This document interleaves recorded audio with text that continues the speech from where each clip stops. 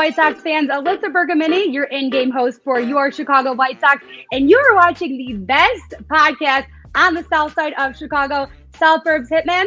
Make sure to tune in. You're listening to the Ballroom Network. The following program is intended for all audiences. Welcome to the South Burbs Hitmen podcast with your hosts, Joe Mandel, Steven Zim Zimmerman, Vinny Parisi, and Chris Gonzalez. We're bringing you the White Sox coverage you need from the perspective of true Southsiders.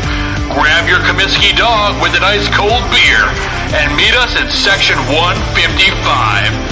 Everyone get on your feet for your South Burbs Hitmen. That ball hit deep. Way back. You can put it on the board. Yes. Jimenez in the air. Left field. He's your hero tonight. Thanks, Cubs. Over the head of Jenks. Uribe charges, throws. Out! And the White Sox have won the World Series. Alexei! Yes! Yes! Yes! Yes! Yes! History! A perfect game by Mark Burley, and what an unbelievable play by 25. First pitch starts now.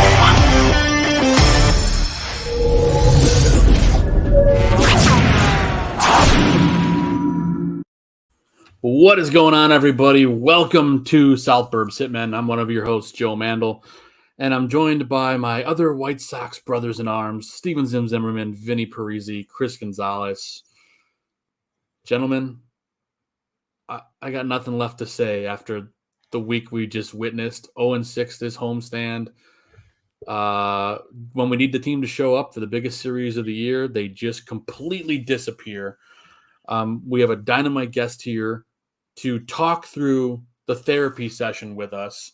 But before we bring him on, quickly, Steve, Zim, Vinny, 2 seconds or less.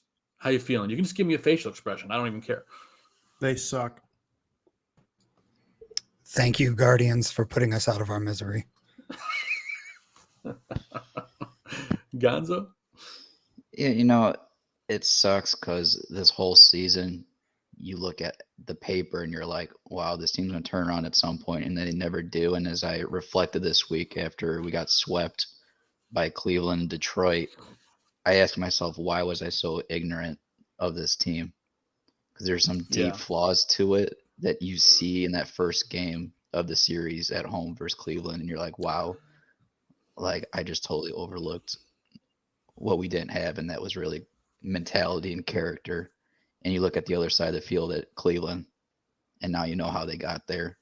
Mm-hmm. Only Gonzo can get 2 seconds and turn it into a minute. I love it. But no, in pure Gonzo fashion, broken down to a T. But let's open up the therapy session. Let's bring in our very special guest. We are super excited to welcome Herb Lawrence to the show. Herb, we are so glad you could be with us tonight. And we're so sorry that you had to watch the same team we watched all season long. Guys, unfortunately, they pay me to watch those games, but sometimes I'm like, is it worth it? Is it really worth it to watch this team? And no truer words than what Gonzo just said. Like, perfectly stated right there. I couldn't say it any better. Yeah, it's been a little bit of a painful season to say the least.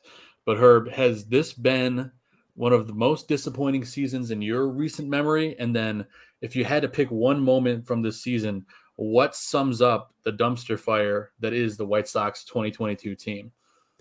I used to think that 2007 or 2010 seasons wouldn't be topped at all. Those were horrible seasons. I always think about, I think it's Andy Gonzalez all the time. He was playing a lot during that year. I think it's 2010, if I recall correctly. It could be the 7th season.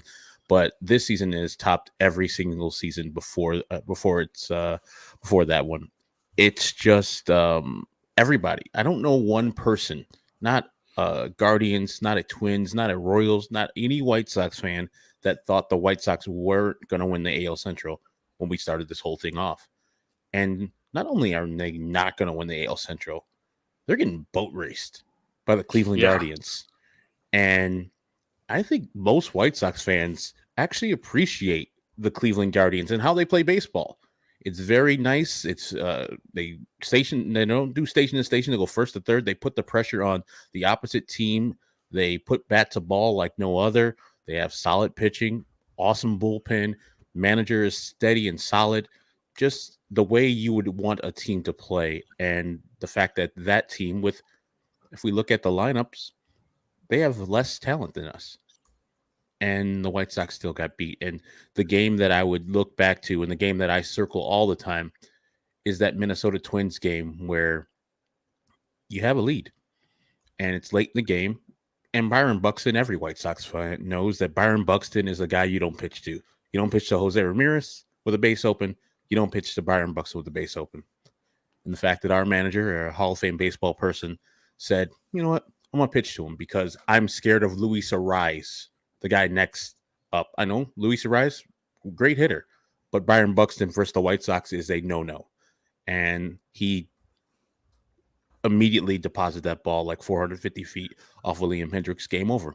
That is what the White Sox season is to me, at least. Like the manager thinking he's way too smart for everybody else's opinion, and the White Sox failing in a situation where they're supposed to win. And another game I think about is that Guardians game. I think it was in May 16th, where Josh Naylor introduced himself to the White Sox, even though he had played games versus the White Sox before.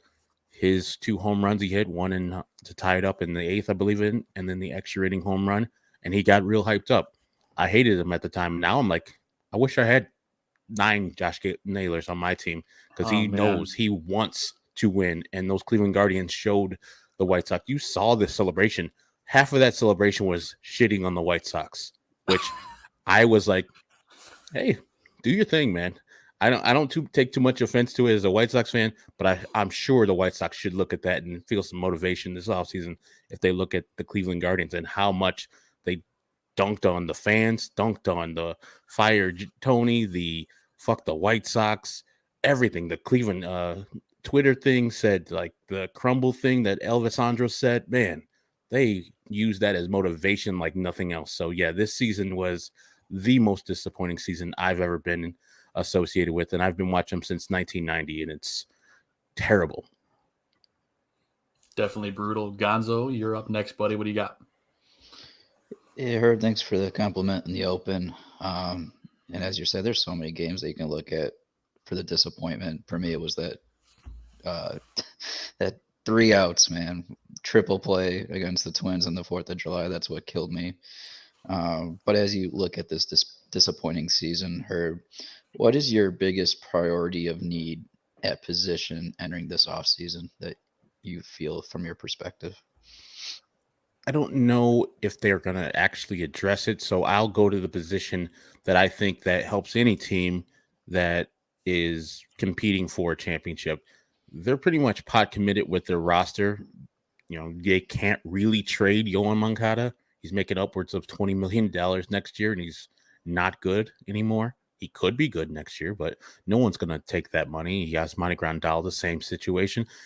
Eloy Jimenez, Andrew Vaughn, Gavin Sheets, and Jose Abreu. That's a whole thing right there where one of them has to go, if not multiple, have to go off of this team for this team to move forward, because those are all first baseman DH/outfielder types that can't play defense. So they can definitely hit, but they can't play defense. So I would look at the pitching staff, and it would be great to have this Johnny Cueto that showed up in 2022 for 2023, but I can't go into 2023 banking on that fact. So if there's a top of the rotation arm out there for the starting rotation, I would get that. So you can move Lucas Giolito to the 5th spot because he pitched like that this year. Banking on him to rebound to a top 5 guy, which I'm kind of in that boat because a full offseason with Ethan Katz should do him wonders, is a little foolhardy on my part and other people's part, but also, you know, I think the guy since 2018, where he was the worst pitcher in baseball, and came back in 2019, 2020, and showed that he had some good work with Ethan Katz in the offseason. I think that he can rebound to a level where it's not the 5 ERA that he had this year, But if you get a guy that's at the top of the rotation that can pair with Dylan Cease and can pair with Michael Kopech and Lance Lynn, putting Giolito down to the 5th spot would be my choice for having the offseason be complete. I know Rick Hahn's not going to do anything real. We saw this last offseason. It was real disappointing with the disappointing Joe Kelly getting signed and Kendall Graveman, who was decent from time to time, and then Josh Harrison and Lori Garcia. Those are the moves he made in 2022 offseason. I don't know if he's going to do much more in this season because he's already at top 7 payroll this year for the White Sox. I don't know if he'll be allowed to do much more, but if they're going to go and spend big time money on a player, Aaron Judge would be great, but we know that's not going to happen. Other players like Trey Turner would be great. We know that's not going to happen. So I'll go a little bit more realistic and look for a top of the rotation pitcher, which also might not be a realistic thing, but it will cost much less than those bats that I just mentioned. Now, let's just say you take Hahn out of the picture, and let's just say they totally revamp the front office. Because you start off the answer of mine with, I don't think they will go in this direction. Let's say with a new mind in there, where's your mind going there? If they get rid of Kenny Williams and Rick Hahn, yeah, I wish they would do like a regular organization would do and go outside of the organization and find somebody who is up and coming, has a great mind, like, and I hate to bring it up, like the Cubs did with Theo Epstein and Jed Hoyer, having a baseball ops guy and then having a general manager doing the day-to-day underneath them. But we know that's not going to happen. If they fire Kenny Williams and they fire Rick Hahn, I think they're just going to have assistant GM Jeremy Haber or the minor league director Chris Getz be the new GM manager. And those guys haven't done the job, and they'll just be under Jerry's thumb and doing whatever Jerry wants them to do. I think we all know Jerry is the problem, the major problem of this team. And until he either sells or unfortunately passes, this team will not move forward because he's loyal to a fault. That's why I don't think Rick Hahn's going anywhere. He deserves to get fired. So does Kenny Williams for this season alone. He's been on the job as the general manager for at least 10 seasons. Only 2 of them have been over 500. Very sad. But we know that there's not going to be a change until somebody takes over this ownership group and takes the reins away from Jerry Reinsdorf. So I would, if I, in my wisdom, thought this team and Jerry Reinsdorf woke up like Mike Ilitch did when he was late in his life and said, you know what, before I die, I want to compete for a championship. I'm going to throw all the money at this team so I can see one more championship. And unfortunately for Mike, it didn't happen before he passed. I would want Jerry to have that epiphany and say, I'm tired of being mediocre. I'm tired of doing that second place thing. I know I said it, but I'm tired of it. I want to go and grab a championship. I want to leave no stone unturned and give money to whatever problem I need to and fire Tony, all that stuff. I would think that he would want somebody who is a up-and-comer, a guy or girl that can actually make things happen and have an analytic department that helps the team out a little bit, where the White Sox have only 5 in their staff, which is the lowest in Major League Baseball. I'm just not very hopeful that Jerry Reinsdorf will do the right thing by this team and by the fans who've been patiently waiting for this rebuild to finally get to, at minimum, the team making to the World Series. I know people want to win the World Series, but if we made the World Series this year, I don't think most White Sox would be disappointed with what the job that Rick Hahn did. I was only asked for ALCS this year and then move on to try to compete for the World Series eventually, but I know that's not going to happen. Herb, you touched on Eloy, kind of lumping them in with Gavin Sheets and Andrew Vaughn, Jose Abreu as guys who predominantly are getting paid for their bat. Mm-hmm. We've seen in the last, I would say 2-3 months of the season, basically in the entire second half post All-Star break, Eloy's been one of the best hitters in the American League. Mm-hmm. And he's got numbers that compare to Aaron Judge. Is he, in the second half, that is he somebody that you are, and like you said, nobody on this roster is untradeable. With the way the season has gone, anything's on the table. But is Eloy a guy that you kind of hesitate to trade based on what you know he can do when he's as healthy as he is right now? Yes, just because when he plays and when he hits, as you said, he's an elite bat. both with power, both with average. Everything he does with his bat is electric. But the fact is, he does not stay on the field. His rookie year, I think he stayed on the field for 131 games. I would love that right now. Taking majority of the season, he hit, I think, 31 home runs his rookie year, or am I getting them mixed up? Like maybe 120 games and 31 home runs. But we know if he plays the majority of the games, so like 140 games, he's eventually going to hit 40 home runs for any team.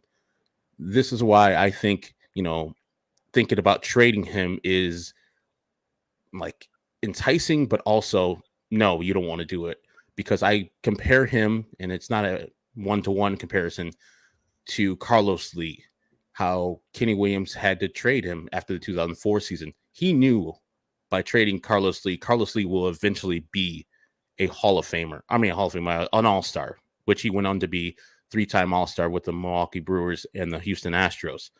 But he knew that Carlos Lee had a limiting factor of kind of being a selfish player, kind of not being a team guy, and not the right mix for that 2005 going forward team. And so they had to get Podsednik and Luis Vizcaino for him. Now, Eloy, if you can promise me that he's going to bat or play in 140 games, sign me up. He's got a great contract, as Rick Hahn signed him before he even took a swing in the major leagues. It was a great contract that Rick Hahn signed, and he's 4 more years with Eloy at least on the White Sox.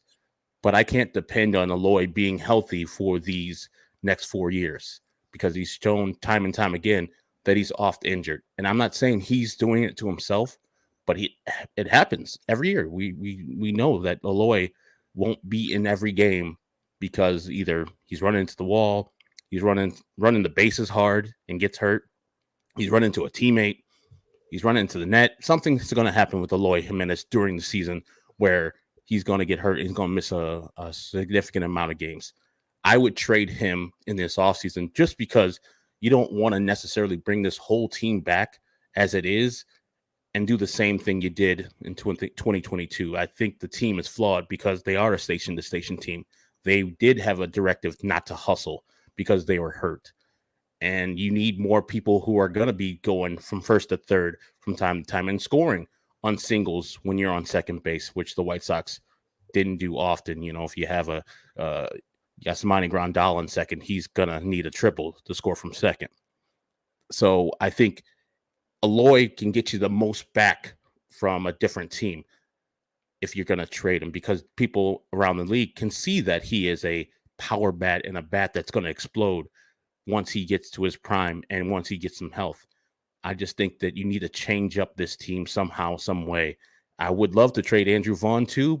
I mean, if I had my druthers, I would trade Andrew Vaughn over Eloy, because I know Eloy's going to be a power bat. I don't know if Andrew Vaughn's going to be a power bat. He's played most of the games this year, and he's only had 17 home runs. Maybe that bat will develop into it. He's going to be a good hitter, I think, eventually, but I don't know if teams are clamoring for Andrew Vaughn, who plays first base and designated hitter and can't play in the outfield. At least Eloy can give you substandard, average left field out there with catch balls that were hit to him. And so I would trade Eloy if I had the 4 guys I mentioned before, like Gavin Sheets, Eloy, Andrew Vaughn, and Jose Abreu, who's a free agent. I would trade Eloy because he gets to the most back from the White Sox. So the 2023 team can at least be different. It can be a little bit more diverse. I would trade for a lefty power bat if I could get that 2 or 3 lefty power bats if they allowed me. But yeah, it's not a great situation the White Sox have left themselves in and left them the fans in, because their team is really, really it's the same. First baseman, DH types all over the field, and not a lot of flexibility. And the guys that you do think have talent, like Yohan Moncada, can't be traded. Same thing with Yasmani Grandal. So you got to find somewhere in that roster where you got to change it up. And I think Eloy would be the perfect guy to go. But I'm not, clamoring for him to go. But if I had to trade a guy, Eloy would be my first guy I would look at. I absolutely agree, actually. I really think that Eloy is a great trade chip.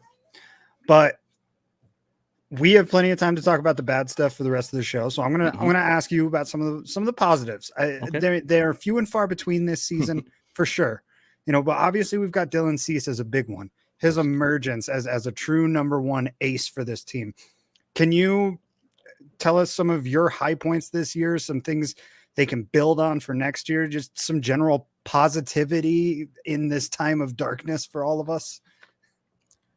I think that you already mentioned Dylan Cease, and I'm going to go with Lance Lynn. Lance Lynn started off his season injured and came back in June, and he wasn't good. But you saw the progression of Lance Lynn throughout the second half of the season where he was dominant.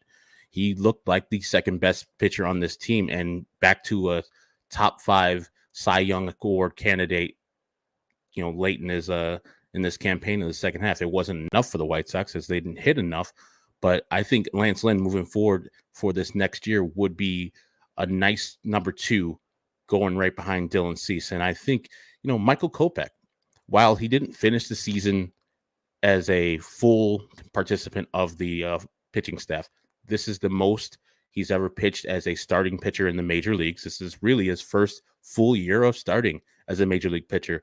And what he did was try to develop into a pitcher. I still think he's more of a thrower than a pitcher, but being around guys like Johnny Cueto and being around Lance Lynn, knowing that these guys have less stuff than Michael Kopech does, and getting into their ear, it's like, how do you do this, that, and the other?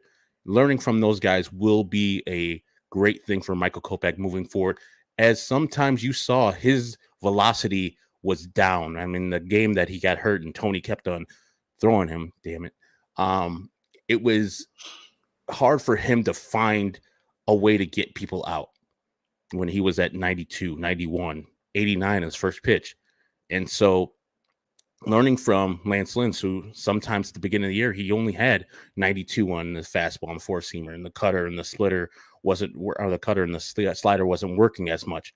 Sometimes you don't have A-plus stuff. And I'm sure Michael Kopech has been going through life as a pitcher, having the best stuff and throwing the 95-plus mile-per-hour fastball when he didn't have command and control of the other pitches and getting people out. Now he can see that Major League Baseball players know your stuff. And if you can't just rear back for that 98 every time if you need to, because they'll be sitting on it if you're not getting that curveball over, if that slider's not being as crisp. I think he's learning how to be a pitcher, and I'm looking forward to his progression to next year when he's better pitcher. He has an off season with Ethan Katz. He can work a little bit more and repeating his motion a little bit better. I know he cut down on the windup and only comes from the stretch now.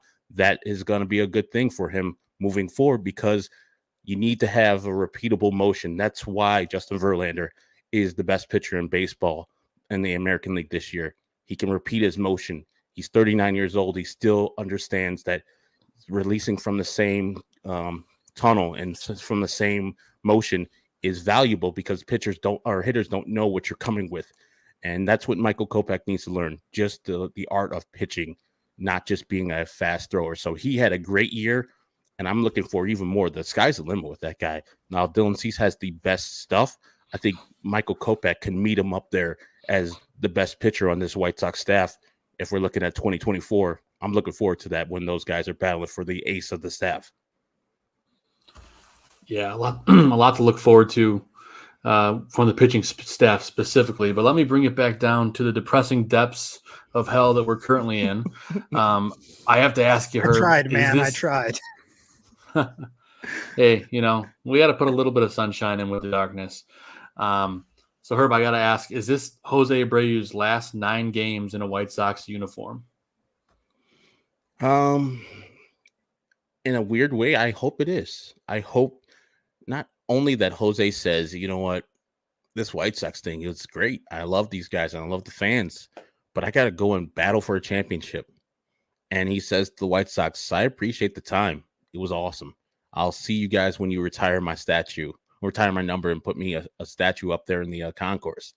But I got to go to a team that I think has a realistic shot at the championship and goes free agency to, I hope he doesn't go to the Astros. My partner, Sean Anderson, wants him to go to the Astros. I'm like, you'd want me to hate Jose Abreu for life?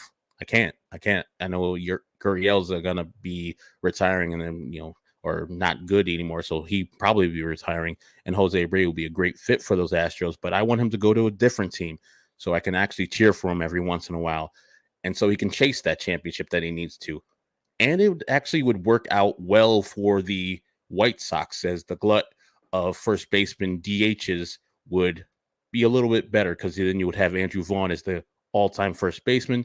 You can put Eloy Jimenez as the all-time designated hitter, and then have Gavin Sheets, hopefully not all-time right fielder. You have somebody else like Oscar Colas come up next year, or AJ Pollock do right field slash him and AJ Pollock do a right field platoon out there where they're both good versus the opposite hitter, the opposite pitcher. So AJ Pollock's one of the best hitters versus left-handers this year, and Gavin Sheets does well versus right-handers. If you had that even platoon, I'll be fine with that too.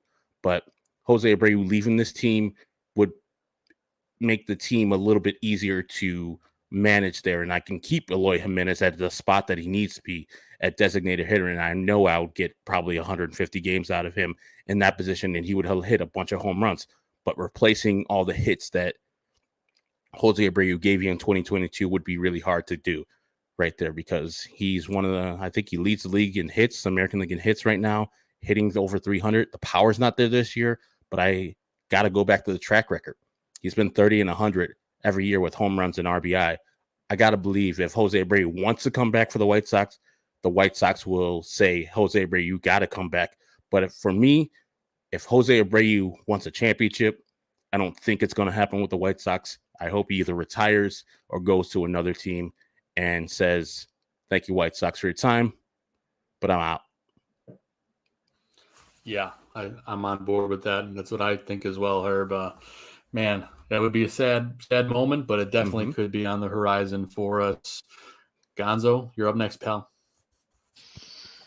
All right, Herb. 2023. Who's the man in the dugout leading this charge? Who's going to be at the helm here? Who you have your money on? Who do you want to see? Who do you feel, or what's realistic? Are you asking realistically, or are you asking for Herb is the general manager? I get to put the guy in there. Give me both, man. Okay. I got to hear both from you.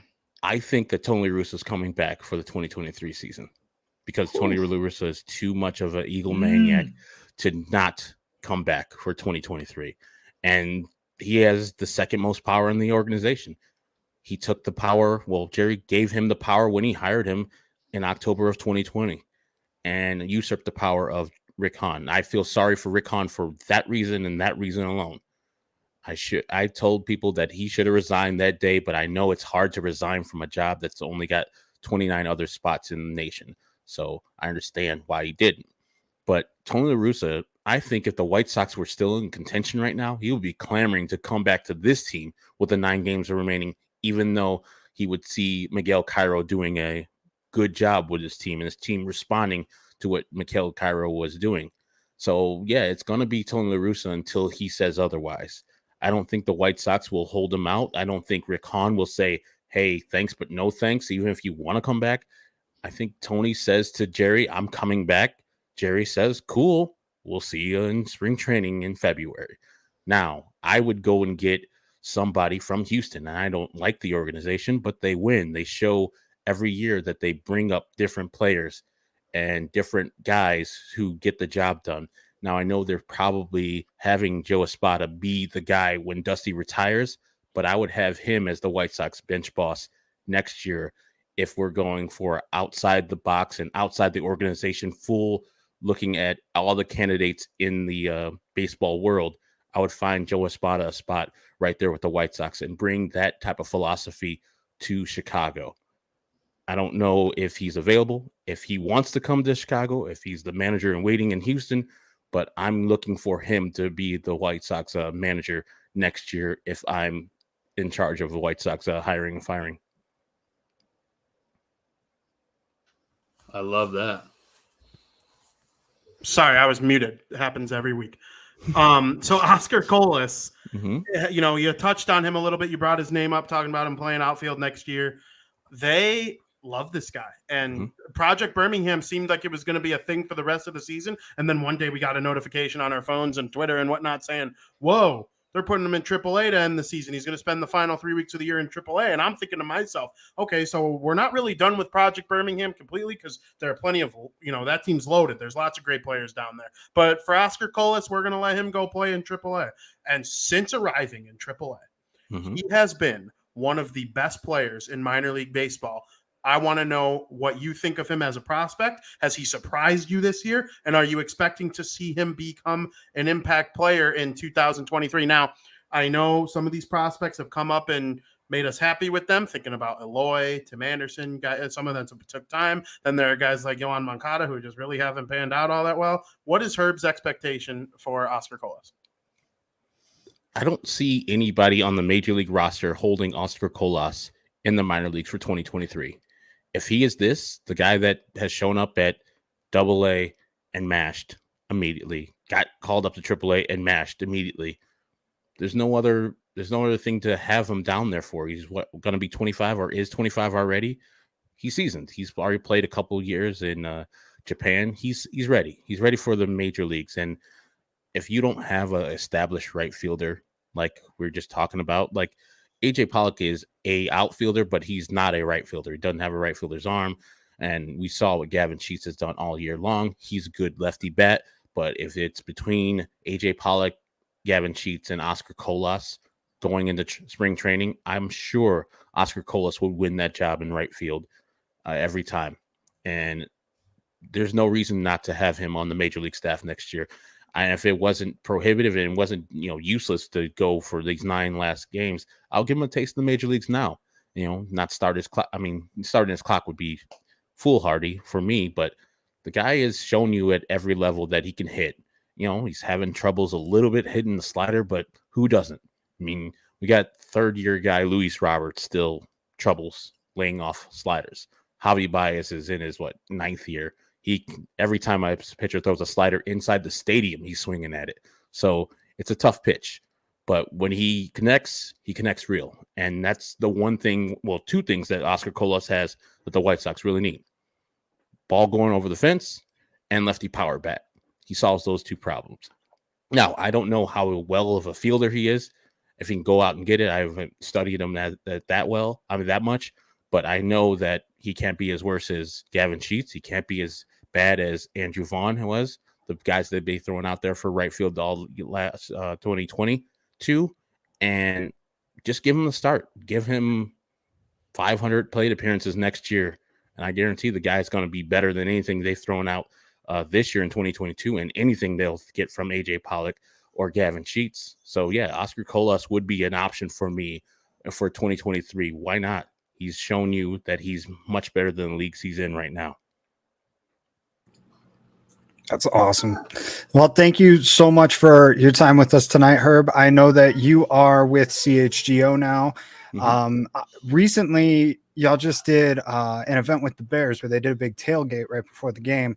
Just wondering if you guys have anything like that lined up for Sox fans next year, what you guys are planning on doing during the off season, and, just kind of talk about CHGO a little bit. Yeah, we did our first tailgate Sunday, and it was fun. It was enjoyable, right on the corner of Michigan and Roosevelt, and it was awesome. Like 200 people came out there, had a DJ, had a food truck that's serving great breakfast tacos. It was awesome. And we're planning on doing like 6 more of those for the Bears season. We did one for the White Sox tailgate. It was like in the middle of the year versus the Toronto Blue Jays.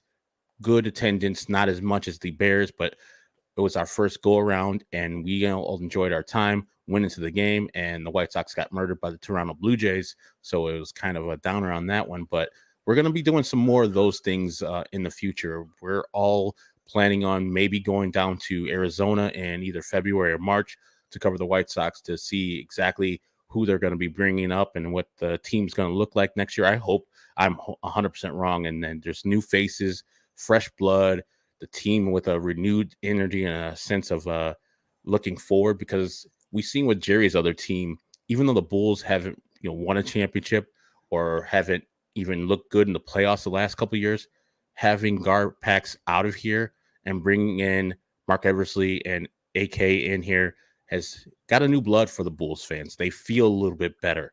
The team looks a little better. Donovan looks like he knows how to coach and bring a player from A to B, and maybe not B to C, but he looks like a developer of talent and a good coach. And I wish Jerry does this with his baseball team, which I think he loves more than his basketball team, and get some new blood in here. Get some guys who are more innovative and thinking differently than what Rick Hahn and Kenny Williams have been thinking, and bring in a new blood that gives White Sox fans hope next year, because I know all of us are kind of just down in the dumps because we know that if this front office is back, this team is going to be back, and this team is going to perform exactly how Gonzo said. There's flaws in this team all throughout the 26-man, flaws all the way through the 40-man roster. No one really coming up except for Colas, and then we got like 2 years for Montgomery to come up. But, you know, we're hoping on prospects. We're not like, this guy's going to be great, and we know it's going to be great. It's just a matter of time, like we're thinking kind of with Eloy and Tim and Luis Robert. Those guys are question marks still in the prospect area. But for CHGO, we're just looking forward to doing this 5 days a week still in the offseason. We're going to be, you know, producing shows of, you know, what we think as hosts on what the White Sox should do in 2023. We did a show today thinking about that. Then we're going to be doing some drafts, you know, best White Sox of all time, things like that. And then looking forward to when Vinny goes to the GM and winter meetings and getting in front of Rick Hahn, hopefully not Rick Hahn or whoever the White Sox GM is at that time, and asking him real questions about what's going on with this team and see if they can make some trades to make this White Sox team better. But we're enjoying our time. Our people out in DMVR, who is our parent company, allow us to do a lot of stuff that I wasn't allowed to do at the Score, and I didn't have the freedom to do. So it's very awesome that they are not over my shoulder every day, asking me what I got to do, asking me what I'm doing with this, that, and the other. They understand the season sucks, and they give us support. So we're looking forward to next year where CHGO and the White Sox, we're going to be more of a collaborative effort. Now I think they were kind of standoffish with us because we brought the real. And, you know, Vinny had to take the brunt of it because he got to see all these people we were talking about in our podcast, and they would talk to him and say some words to him. But I hope next year the White Sox understand the job that we're doing, and that all we want as fans everywhere is the White Sox to be competitive. They don't need to win the World Series every year, but not this. This was so depressing. I don't think one White Sox fan feels good about this season and feels good about the future coming up. Yeah, no, arguably one of the worst seasons ever. And thank you for helping us walk through that little bit of a therapy session today, Herb. You know, we can't thank you enough for giving us over a half hour of your time. Of course, Herb covers the White Sox for CHGO. Make sure you give him a follow on Twitter at Ecknerwall23 and at CHGO_White Sox. And see all the great work. Check out all the CHGO content. Just dynamite stuff for this season, and looking forward to what comes up in the off season, because, man, we're going to need a lot of therapy sessions to get us through this off season, and hopefully a lot of changes in the front office. But Herb, we cannot thank you enough.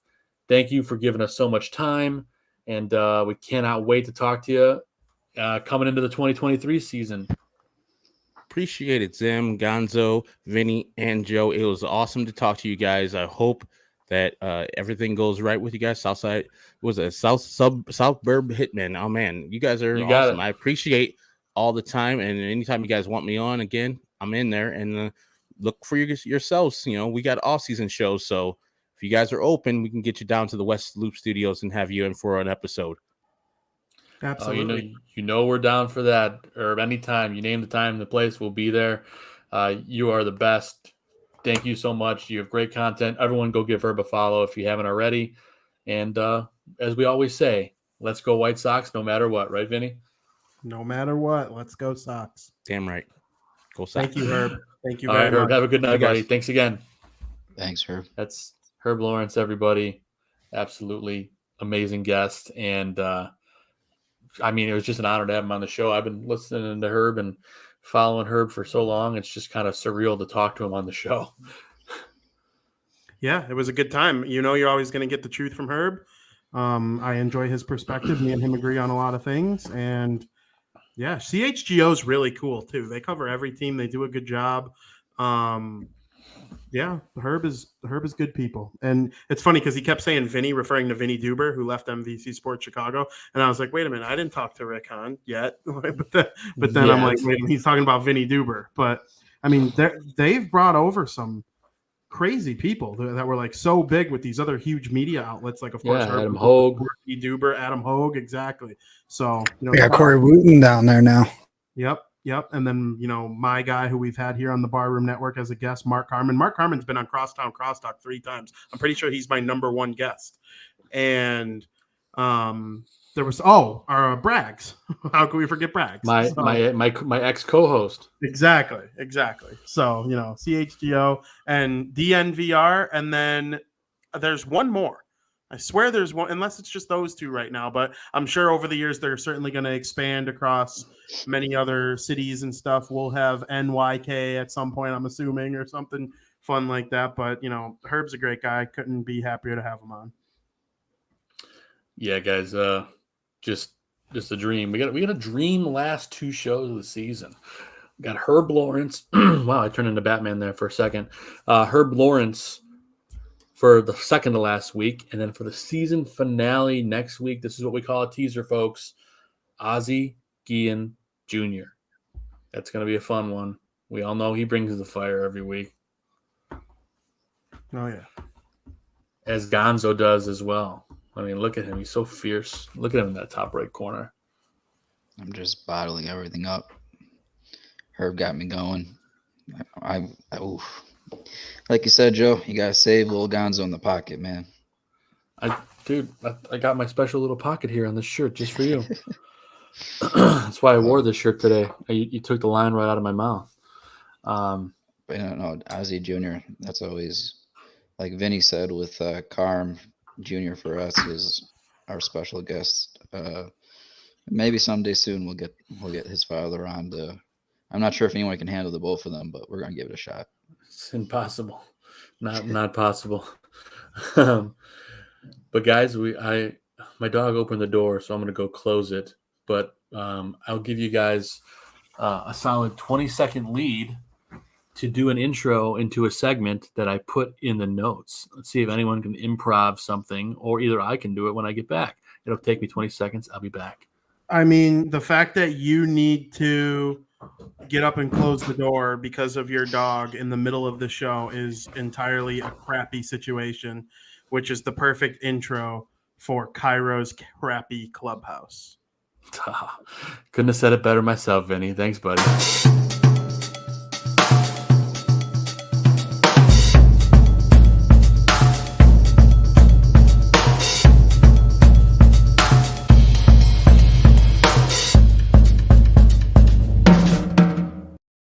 Yeah, you can forget the LaRussa's Locker logo. It's Cairo's crappy clubhouse. As I penned myself this afternoon, I felt pretty good about that one. But to say the least, gentlemen, it's been a dumpster fire. Gonzo, I'm going to let you go first because, you were pounding the drum all year for Tony. Not to say it's all Tony's fault by any means. You've been bragging on the players, which I think we all have. But Cairo had probably one of the worst weeks I can think of ever for a manager. So just curious your feelings there, Gonzo. Yeah, okay. So I once upon a time on our very first episode asked the good old Chuck Garfine what you can tell me about Miguel Cairo, which maybe it was a little hindsight, 2 years down the road as it was the last 2 weeks, but probably an unfair question for Chuck because he barely got to know him, but now he definitely got to see what he's like as a manager.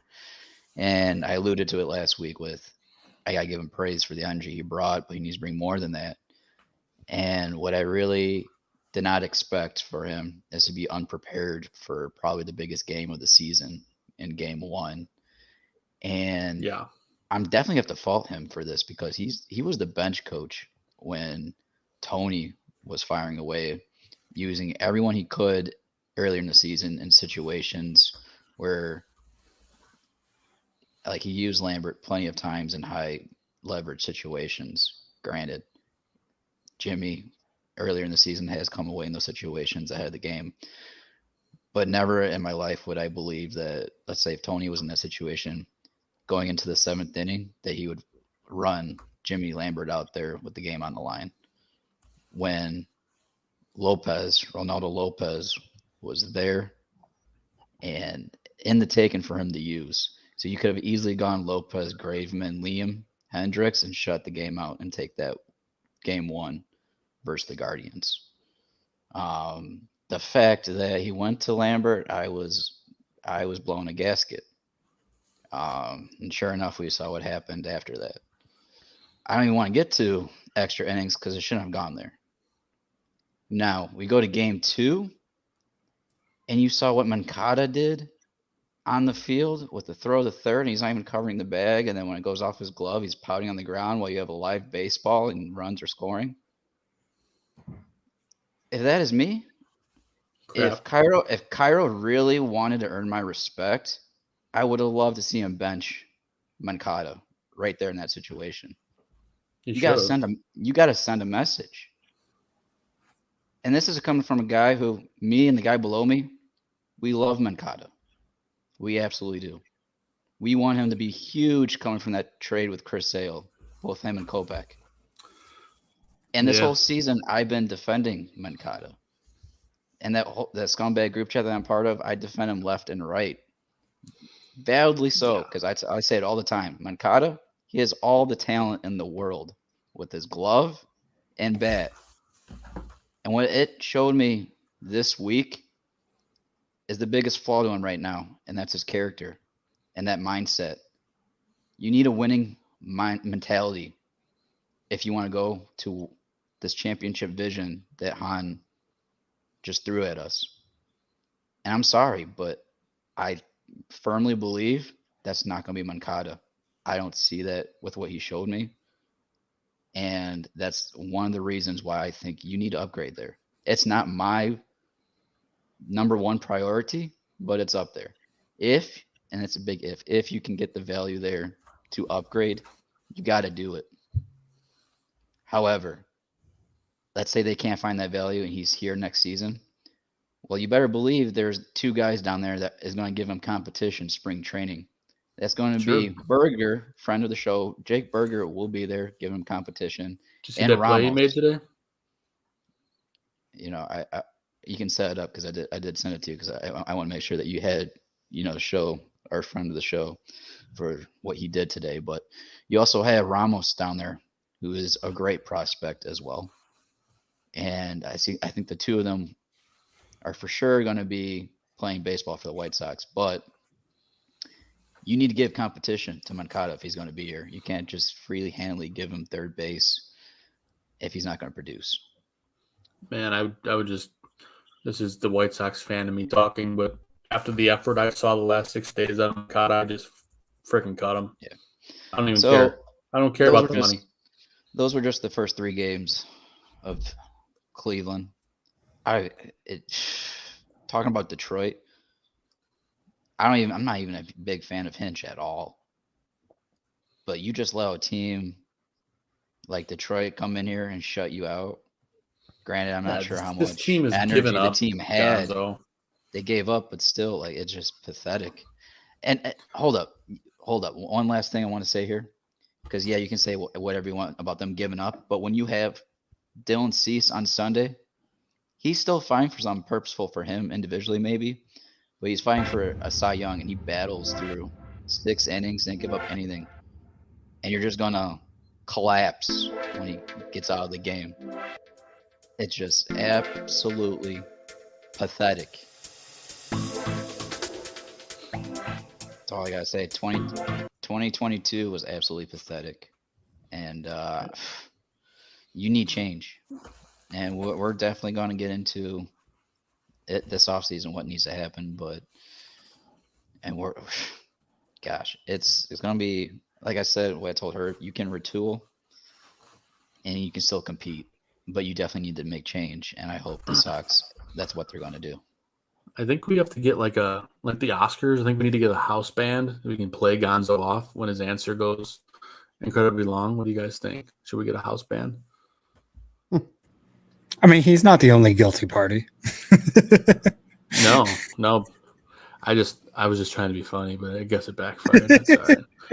No, I mean, for all of us, it would be effective at times. For my validity, I did miss several shows in the beginning of the season because of my work, but I'm trying to make it up slowly and surely. There you go.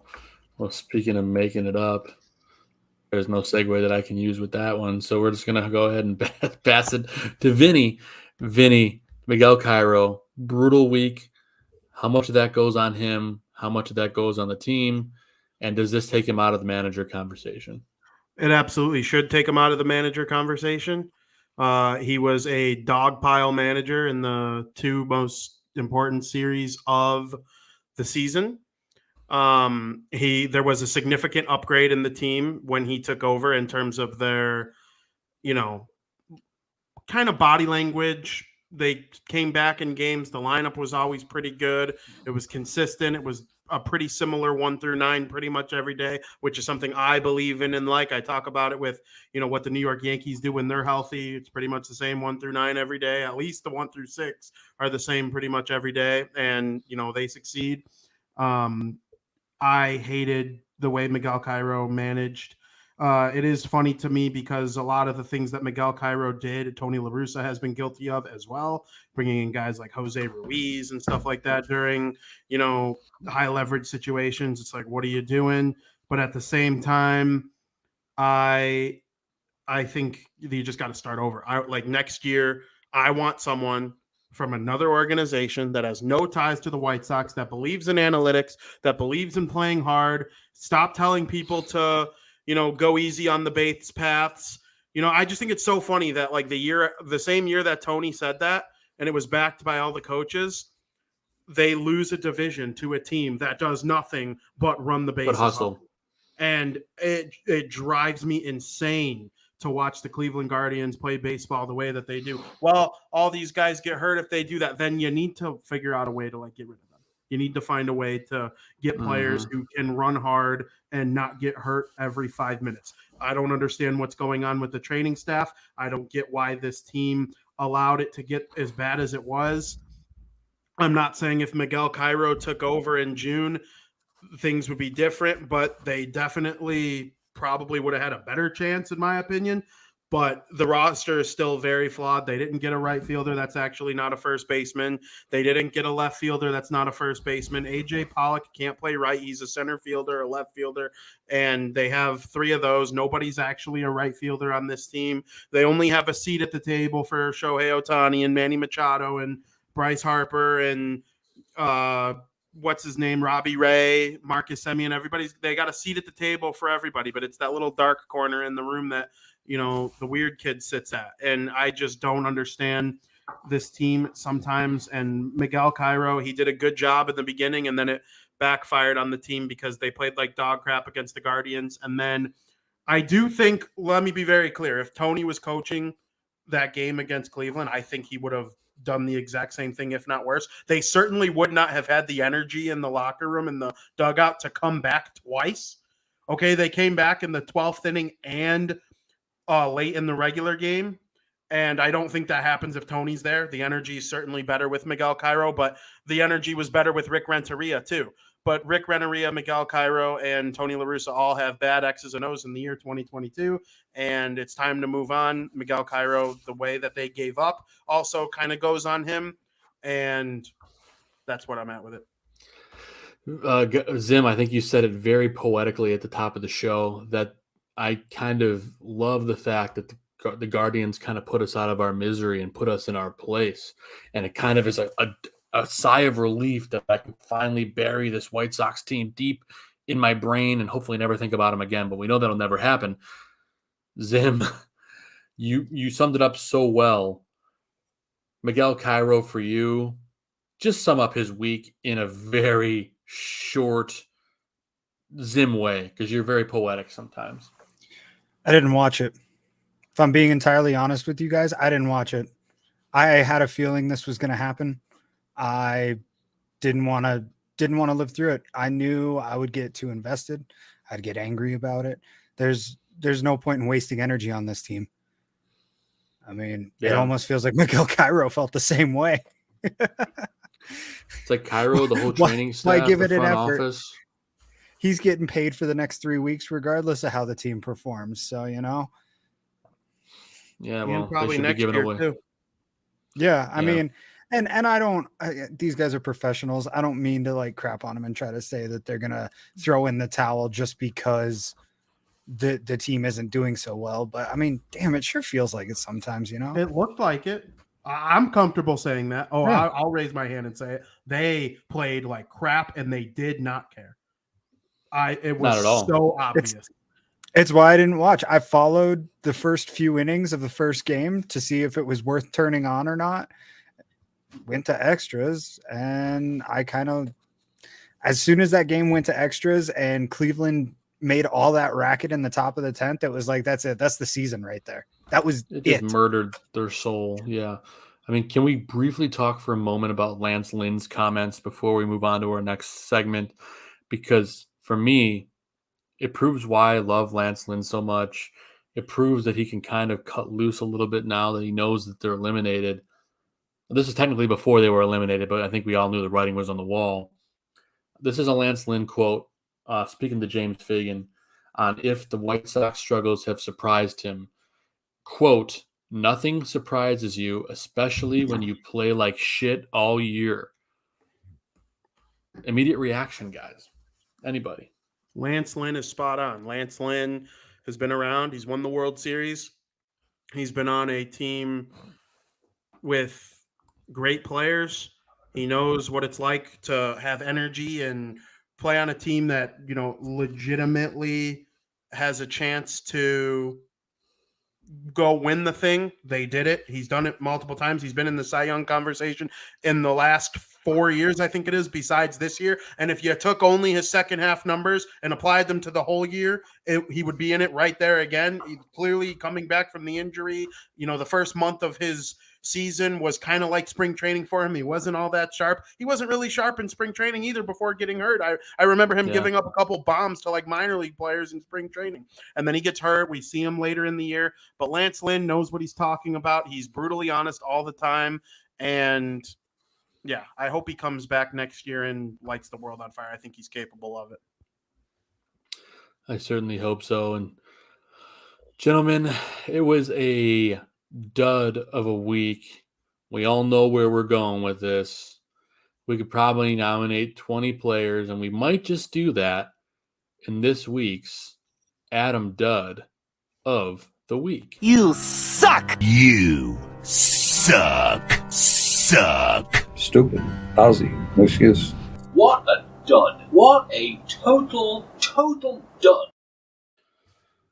Yeah, this is one of the worst weeks I can remember in a very long time. There's so many players that are the nominees here that I'm running out of places to put them in our section here with where the notes get highlighted. So without further ado, I'll let someone lead it off. Gonzo, why don't we start with you? Who you got for an Adam Dud of the week?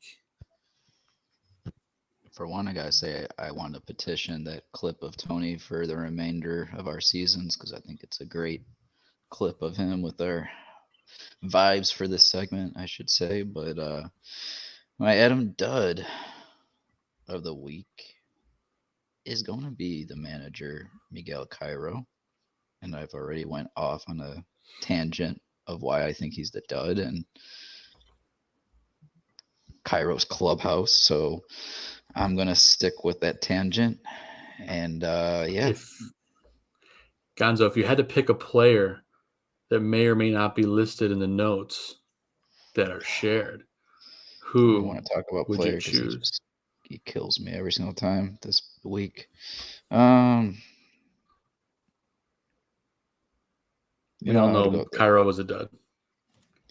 Yeah, I just want to stick with that because that was amazing. But if I had to throw it out there, I'm going to go with, we'll go with Luis Robert for how whatever this organization did with that through the month of September.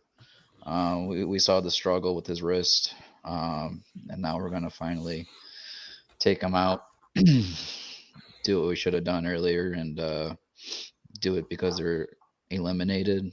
Great. I mean, we could have brought up like Cespedes or someone from down under to give us a shot of what, giving him some MLB time, see what you can do with it.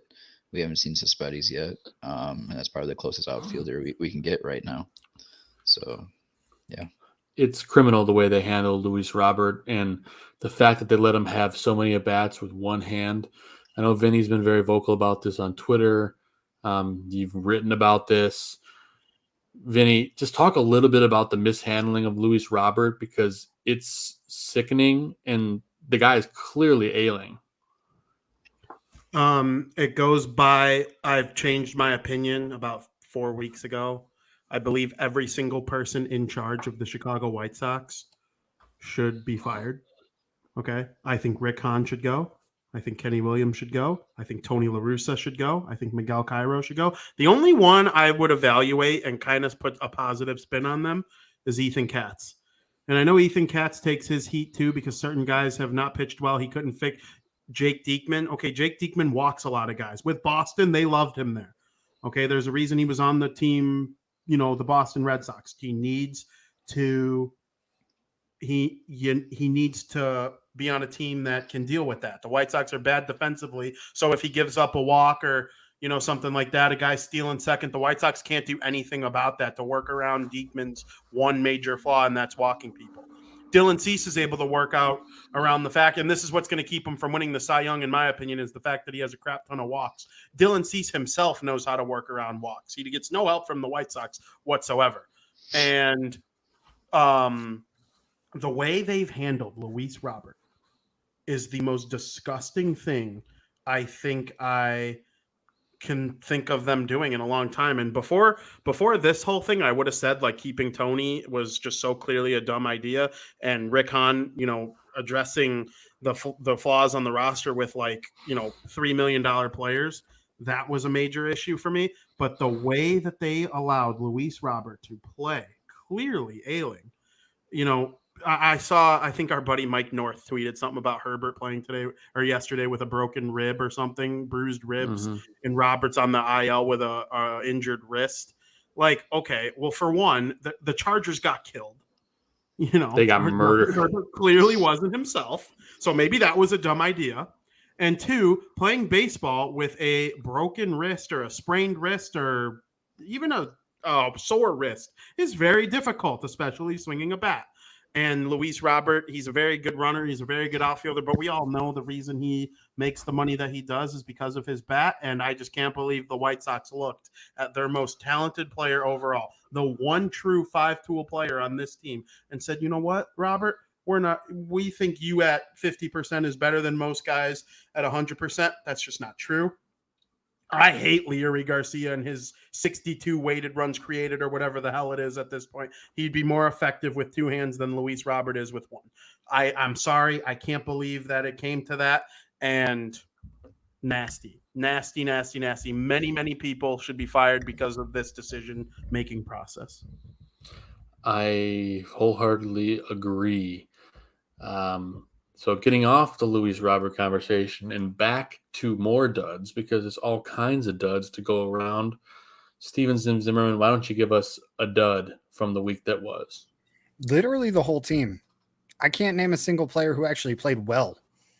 I mean, the best player on the team this past week was probably Dylan Cease, and we'll talk about him more in the next segment.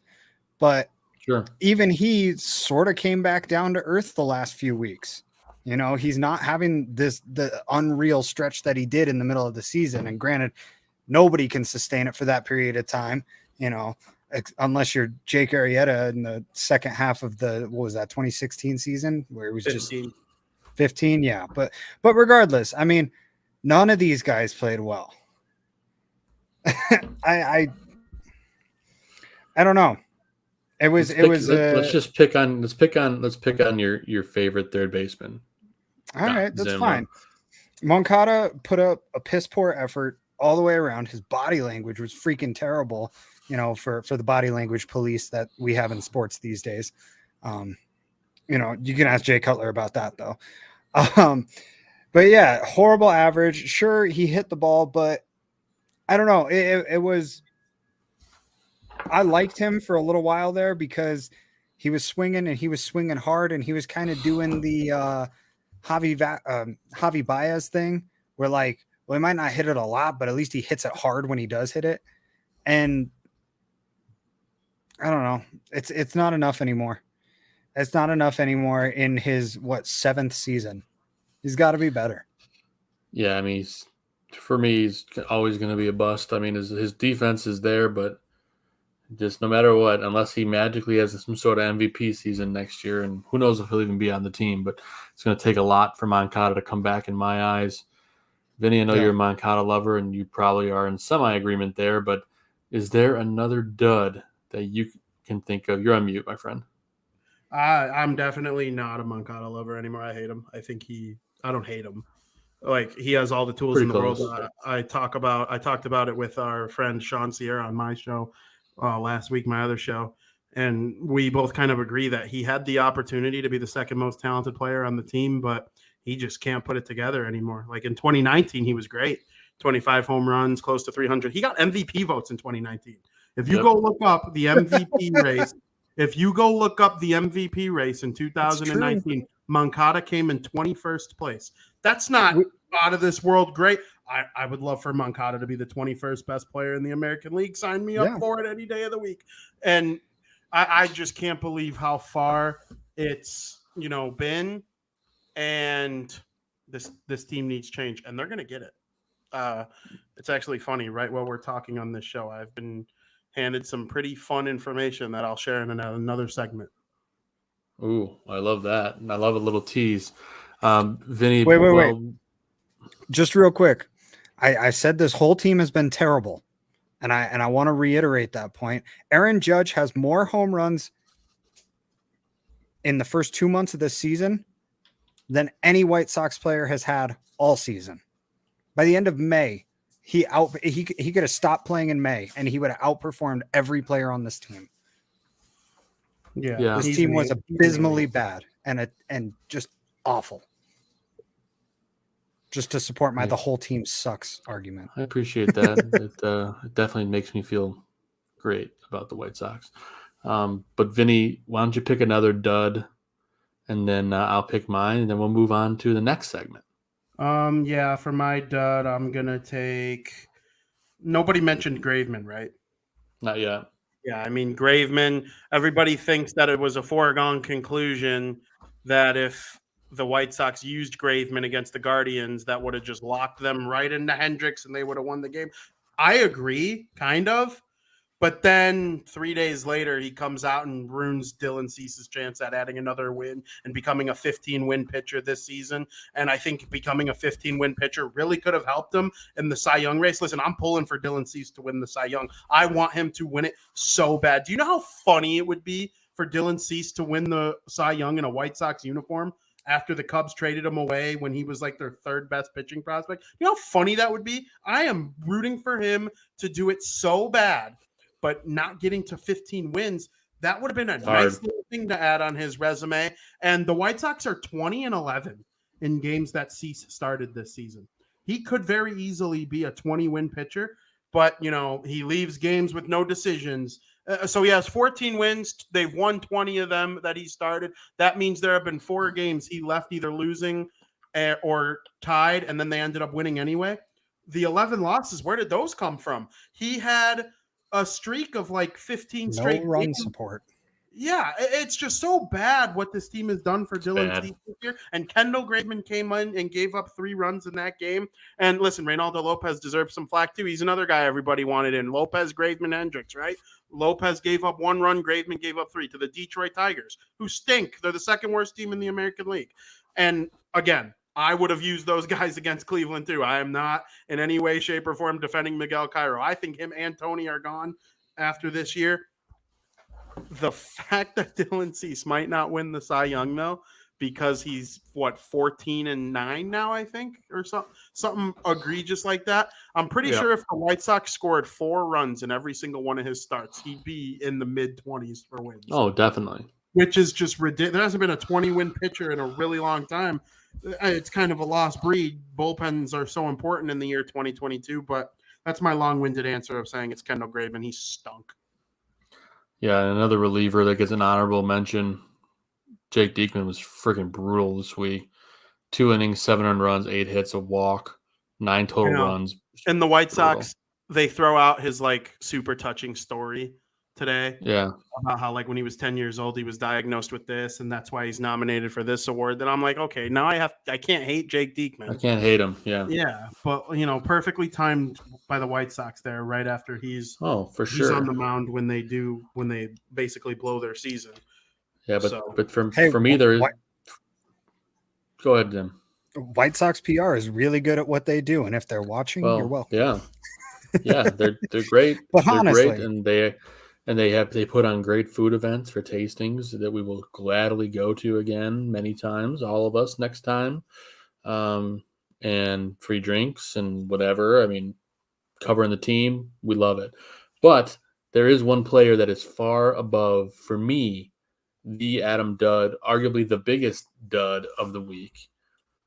Andrew Vaughn is freaking brutal week. 1 for 19, a 53 batting average, 7 Ks, 0 RBI, 0 runs. Andrew looked completely lost at the plate this week, and it's really frustrating. Painful.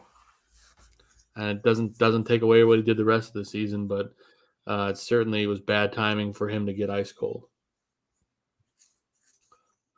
And that's all we got to say about that. He sucked. He sucked. He's also not going to be on the White Sox next year.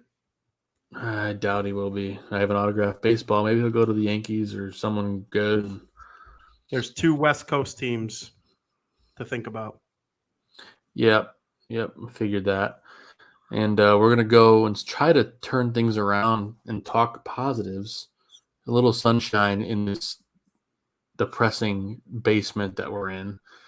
In this week's Put It on the Board Player of the Week. Ball hit deep. Way back. He looks up. You can put it on the board.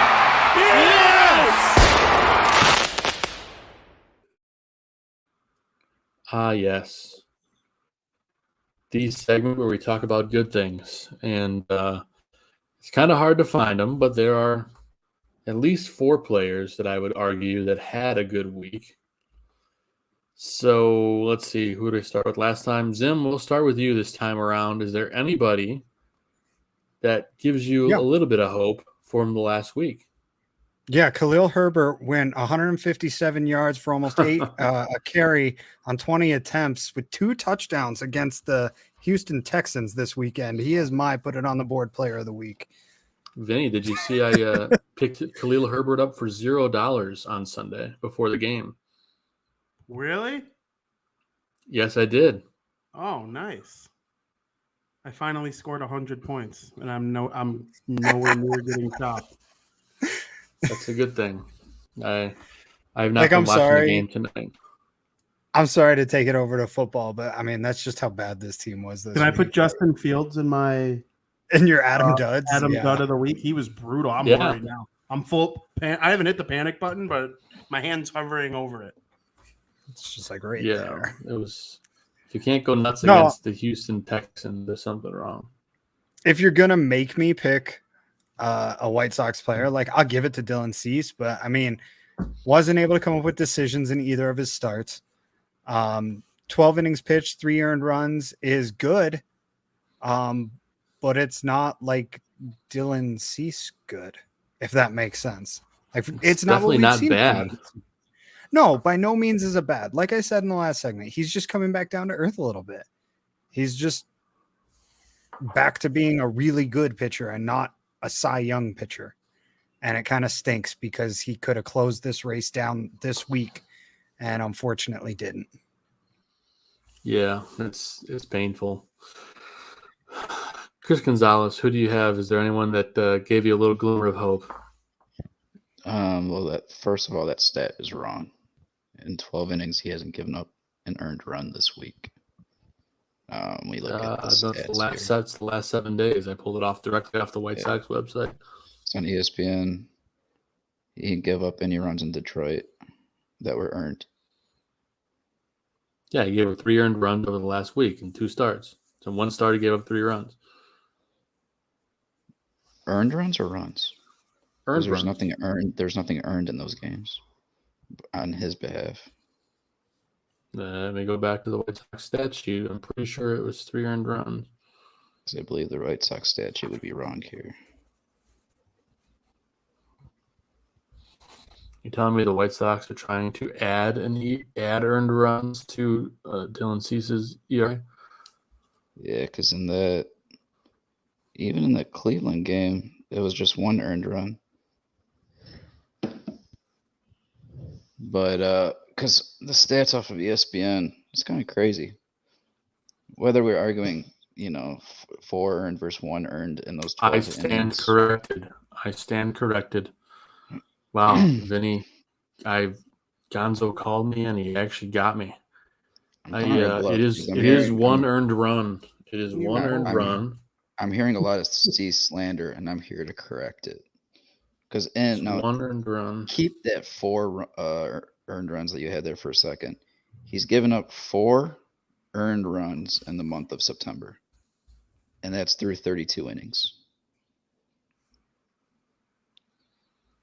This man, talk about Cy Young. All right, so in that, I'll go to that start versus. I didn't watch the Detroit start, so I'm not even going to talk about that because I'm not going to waste my time when analyze that when I didn't even watch the game. But I can say in that start versus Cleveland, I mean, you saw his adrenaline was pumped up and he wasn't locating his fastball, and he hardly uses his changeup at all. He's thrown that a couple of times in the sinker as well, but the curveball he's ticked up. As you can tell, Dylan Cease is going to be my put on the board player of the week. And back to what I was saying, his curveball, he's been using an uptick lately, and he's getting a lot of movement on it. And if I was Sebi Saval, I'd be using that a lot more in tough situations earlier in the counts, because some of these counts have just dragged on in these outings and driven up his pitch count, and it just drives me nuts. Sebi's calling them games since he's been getting reps as a starter since they traded McGuire. There's your updated stat line. Yeah. When you can't locate that fastball and you have to rely on that one pitcher slider, and you limit Cleveland to 1 run in those 6 innings to put your team in position to win, you can say it's not ace-like, which I totally disagree being a pitcher, when I know that each outing, you don't even know what you're going to have until you're in the game, and then you have to make a game adjustments on what you do have. If you can do that and limit Cleveland, that offense with that slash line against them this season, to 1 run, he did the job. Not only has he done the job, but you can look at what he did all year. And I firmly believe that if he was pitching in Houston, he would have better numbers than Justin Verlander with that offense that gives him the run support. And I think Vinny said 14-9. He was close. Dylan's 14-7 this season. He's been 14-7 for most of September at least, because he doesn't get any run support. And as a 14-7 record, he's tied 11th in the league. His ERA 2.06. He's almost sub 2. We'll see if he can get to sub 2 and 1 more start, maybe 2. Probably just 1 more though. But his ERA is 2nd best in the league. Keep that in mind. He has 222 strikeouts. That's 4th in the league. Thank you, Gonzo. The band still played. The band played you off on that one. Let's toss it over. Let's get another put it on the board player of the week. Vinny Parisi, who you got? I am going to take Gavin Sheets. Ever since the Baltimore series, when he went home and played against his hometown team, the team his dad played for, he's been magnificent from the left side of the plate. I would be kind of happy if I were, the White Sox, that he's had this good of a stretch here, basically from August on. I'm not going to say the whole second half, but for a large chunk of it, he's been very good. And hopefully other teams see that. And he does have the ability to mildly play the outfield on his resume now. He could play first base. He could be a designated hitter, which is now available to all 30 teams. I am a fan of Gavin Sheets as a person. He's obviously a friend of the program. Yes. But if I were the White Sox, I would be very thrilled that he's been this good lately because they could probably trade him and get something they need a little bit more from him. Great call, Vinny. Yeah, Gavin's been pretty hot since August, so I love that. Steven Zimmerman, is there anyone? Did we already talk to you? I don't remember. I'm losing track. I mentioned Cease briefly. It's easy to forget because I am just so underwhelmed in this week's episode. Do you have another player that you might want to? Let me look at some stuff here.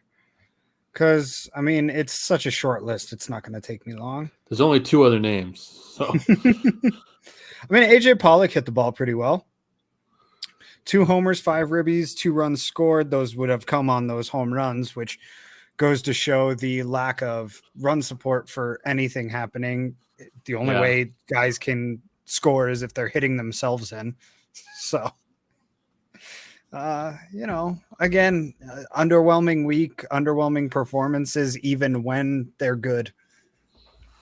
Yeah, no doubt. And then I'm going to go with a guy who's been surprisingly good out of the pen for a good chunk of the year.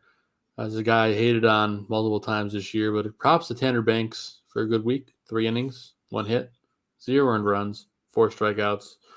Tanner's been kind of a bright spot.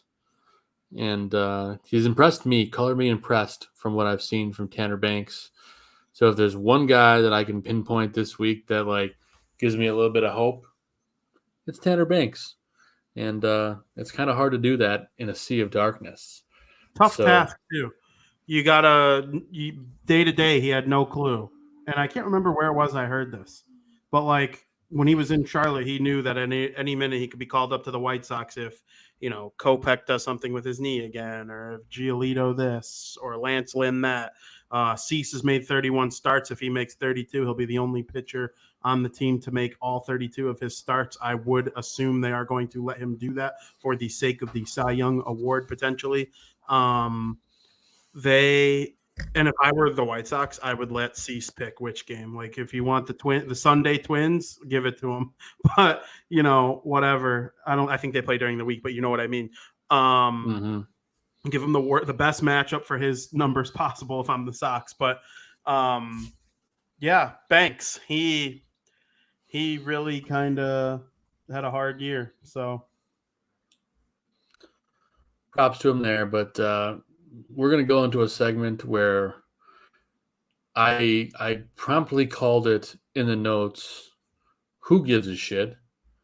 But someone does, and I think we're going to have to cover it next week regardless. So let's take a look at the White Sox schedule coming up. There's 9 games left in this hellhole of a season. Will Gonzo take us through it in this week's White Sox Week?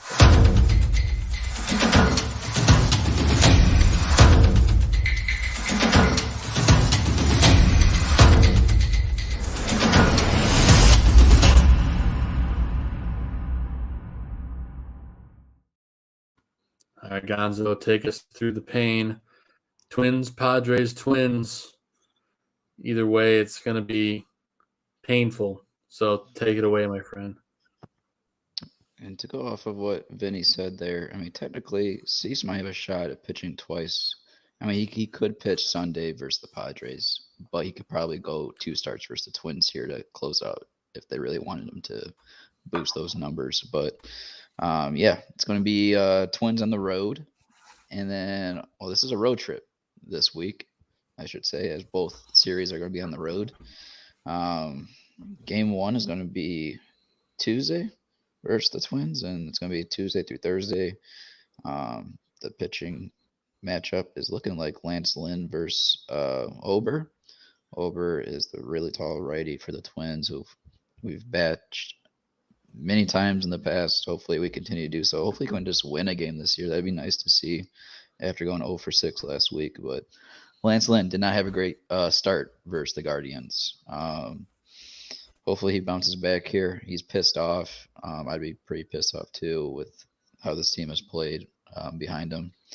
But hopefully Lance ends the season strong here. I'm going up against the third place Twins. Game 2 is going to be Johnny Cueto versus Windeer. Cueto's another guy that just got unfortunate in the Game 3 of his last matchup versus Cleveland. And then Game 3 is going to be Giolito versus Varland. That's potential Varland, I should say. It'd be nice for Gio to finish strong here. He's had a rough season. I hope nothing but the best for him. And of course, Byron Buxton. He doesn't even have a high batting average, but 224 with 28 homers, 51 ribbies. Again, I know Herb brought up Arise. He's the All-Star, batting .313 for them. Interesting how the Twins have collapsed with the injuries and all, but that is them. And then the weekend series, Friday through Sunday. Interesting talent San Diego has. Soto has just fell apart in San Diego. But game 1 on Friday is going to be Davis Martin versus Yu Darvish. Yu has been hot for the Padres all season, and he's continuing to pitch well. Game 2 is going to be, hold up while I load the schedule here for October, as Saturday's October 1st, everybody. But game 2 is going to be Dylan Cease potentially up against Mike Clevenger. Clevenger is an interesting name. He's a guy that might be free agent this offseason that I would have potential. I think I could be a potential arm the Sox could go after, depending on how the offseason forms up here. But yes, that would be Dylan Cease going up against him. And hopefully on the road. I think I saw that Dylan's ERA on the road this year is 1.63. So he's been pretty solid on the road. Hopefully he can continue that as he pushes for the Cy Young candidate, for the Cy Young Award winner. He's going to need all the help he can get here on out. And then game 3 on Sunday is going to be Lance Lynn for a second start against Blake Snell. And Snell has been on fire lately. So they're going up against 3 hot pitchers and a team fighting for the wild card out in San Diego, out here in Slam Diego, I should say. I love to see Cease pitch here, but I don't know, all my passion for this team is gone right now. I don't even want to spend money on seeing even my favorite pitcher pitch. I'll save that for another time when I'm more passionate about what I have in front of my face with this team. And Machado, common name, who was at the table with us. He's batting 299, 31 home runs, and 100 ribbies. Unbelievable kid. Speaking of passion being gone, Gonzo, I want to briefly bring up the pick to click segment of the show. I have decided that for this week, heading into the last week of the season, we're not going to do a pick to click because the whole team sucks. So here's what we're going to do. Gonzo, you've already won. Congratulations on 2 years in a row. I don't really care. But for the last week of the season, we are going to pick. It's the pick to lick ass. So it's basically who's going to stink the worst the last week of the season. Vinny looked at me like I was freaking insane. His eyeballs. Oh my God. Vinny gave me the dirtiest look ever.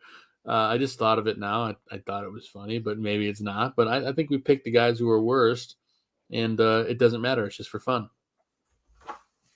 And Vinny's muted. This is way more fun. I like that a lot. There's a lot of noises surrounding me today, so I've been using my mute button. Like there's an annoying ass dog that lives below. Oh, is that the look, or was it the look at me for saying? No, it was definitely the look at you. The pick to lick ass. Like it just sounded like something a 7-year-old kid would say when his mom's not around and he knows he can say whatever he wants. Like, do you hear him? He said ass. What a compliment. Thanks, buddy. Yeah. Can I go first? I try. Yeah, you can. But I tried to think of something bad as opposed to like pick the click, and that's what came out of my mouth, and I deeply regret it. So anyway, who's your pick to lick for the week? Yohan Moncada. All right. Well, that was easy. I'm gonna change it literally in the notes to be pick to lick. If Yohan Moncada comes out and has a great week and makes me lose pick to lick, I will be incredibly pissed off, and then I'll convince myself that he's going to win MVP next year and lead the White Sox to the World Series. Well, then I hope he has a great week, but it's not going to happen. But that's a great choice. Gonzo, I'll let you go because technically you won pick to click for the year. Congratulations. We'll have to build a statue in your honor. Maybe I'll get a little Gonzo statue and we can put it in all of our pockets or something. But who's your pick to lick for the week? Well, I just want to say, as much as I piss off a lot of people in the scumbag chat because I posted that Moncada in the month of September is batting 300 and has a OPS of 900. Kind of crazy to think about, but yeah, it's been something to watch. Good pick, Vinny. I'm gonna go with the catcher, who is my top priority to get rid of this offseason, because I think the catching position is the most important position on the diamond, and there's many reasons how I can get into with this, but he has Manny Grandal batting 203 for the season with 5 bombs, I think it was, and Moncada is almost tripling his homer production. Kind of crazy to also think about, but yeah, yes. Pick You're to my lick. suck ass. You're my suck ass. Yeah, pick to click. You're my suck ass. You're very doable, as we like to say with Eric on the podcast last week. I don't know. I got to pull that clip. That's probably one of the worst things I've ever said on the air besides pick to lick ass. That's how you know the season's going off the rails because I'm going with it. We probably got a whole compilation worth of things that you've said where you've immediately just gone, wait a sec. I'm like, yeah, pick to lick ass is definitely going to go high in the regrets as is very doable Eric. But Zim, as he's gone. My bad, I clicked the wrong button. Do you have access to do that? I didn't know you just had my access. Camera. Just my camera. Interesting. But anyway, who is your pick to lick for the last week of the season? The Chicago White Sox. Well, then Oh no, you would automatically win. Who's a player? Yeah. I don't know. Is Larry Garcia still playing? He seems like a pretty safe pick. That's I have you're not no allowed idea. to pick him. He had 1 at bat this week. You're not allowed to pick him. That's what I figured with Cairo in there. He's finally where he belongs, on the fucking bench. God, making the same amount of money as Shohei Ohtani. How's that working out for everybody? Sorry, I'm trying to pull up a roster here because trying to think of a name that comes to mind. I guess if I really got to nail one down, I'll get AJ Pollock. He seems safe for at least one terrible game. I like that. You can pick any player and have a good chance. Yeah. I mean, because I also think like this pains me to say, would it shock me if Dylan Cease goes out there against the Padres and just gives up 4 bombs to freaking Machado, Juan Soto? Like, no, that would just be so 2022 White Sox to like raise your ERA to like, and he's at 2.06 right now. He has a 4-run game against the Padres. It's now 2.17 or whatever, and he loses the Cy Young to Verlander because of his dog crap last game of the season. I'm almost counting on it at this. If he loses the Cy Young to Verlander, it won't be because of that. I assure you of that. Justin Verlander is a media darling. He is going to win it. Simply, it's a popularity contest, and his team's going to the postseason, and Dylan Cease's team isn't. And it's literally that cut and dry at this point in time.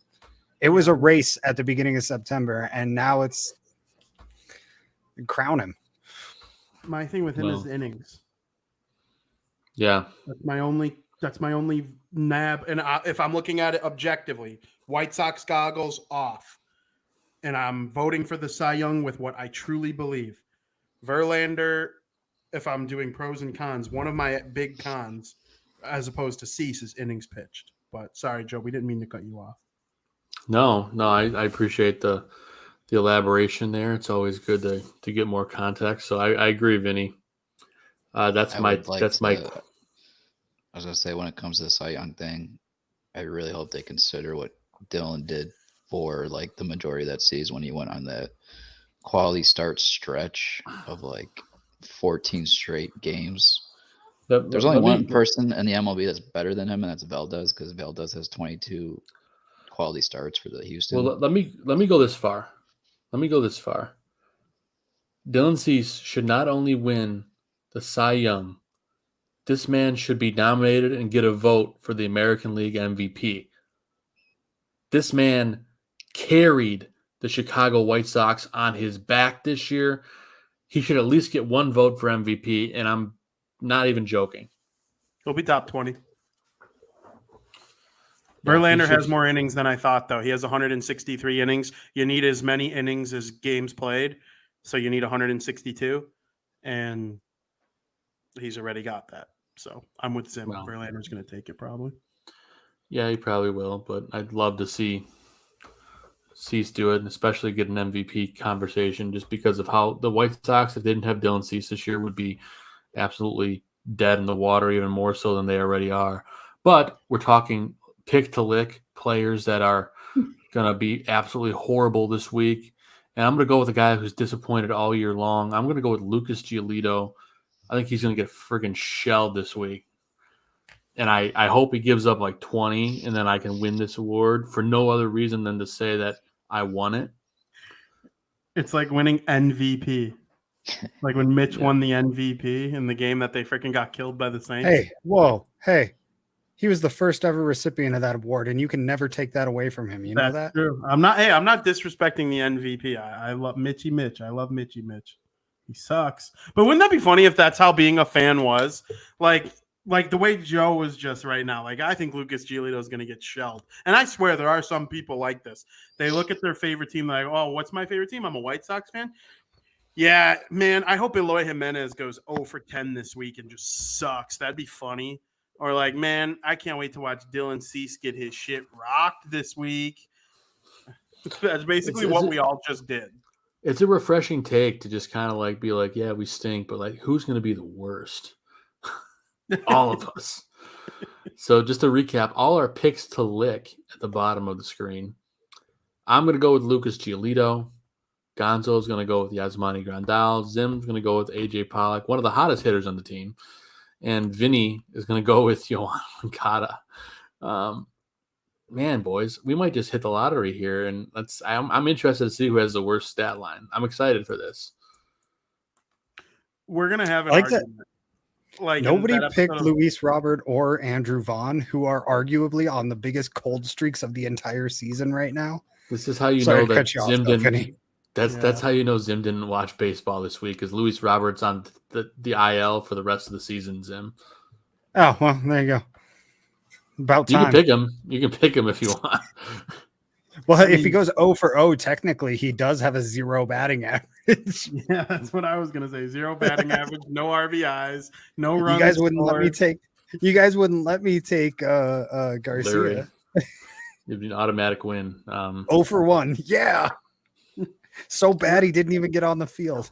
Have you guys ever seen that episode of South Park where they play baseball and they all want to go home and play video games, so they don't want to win their like little tournament there? And they're like, you guys are so good, we're terrible.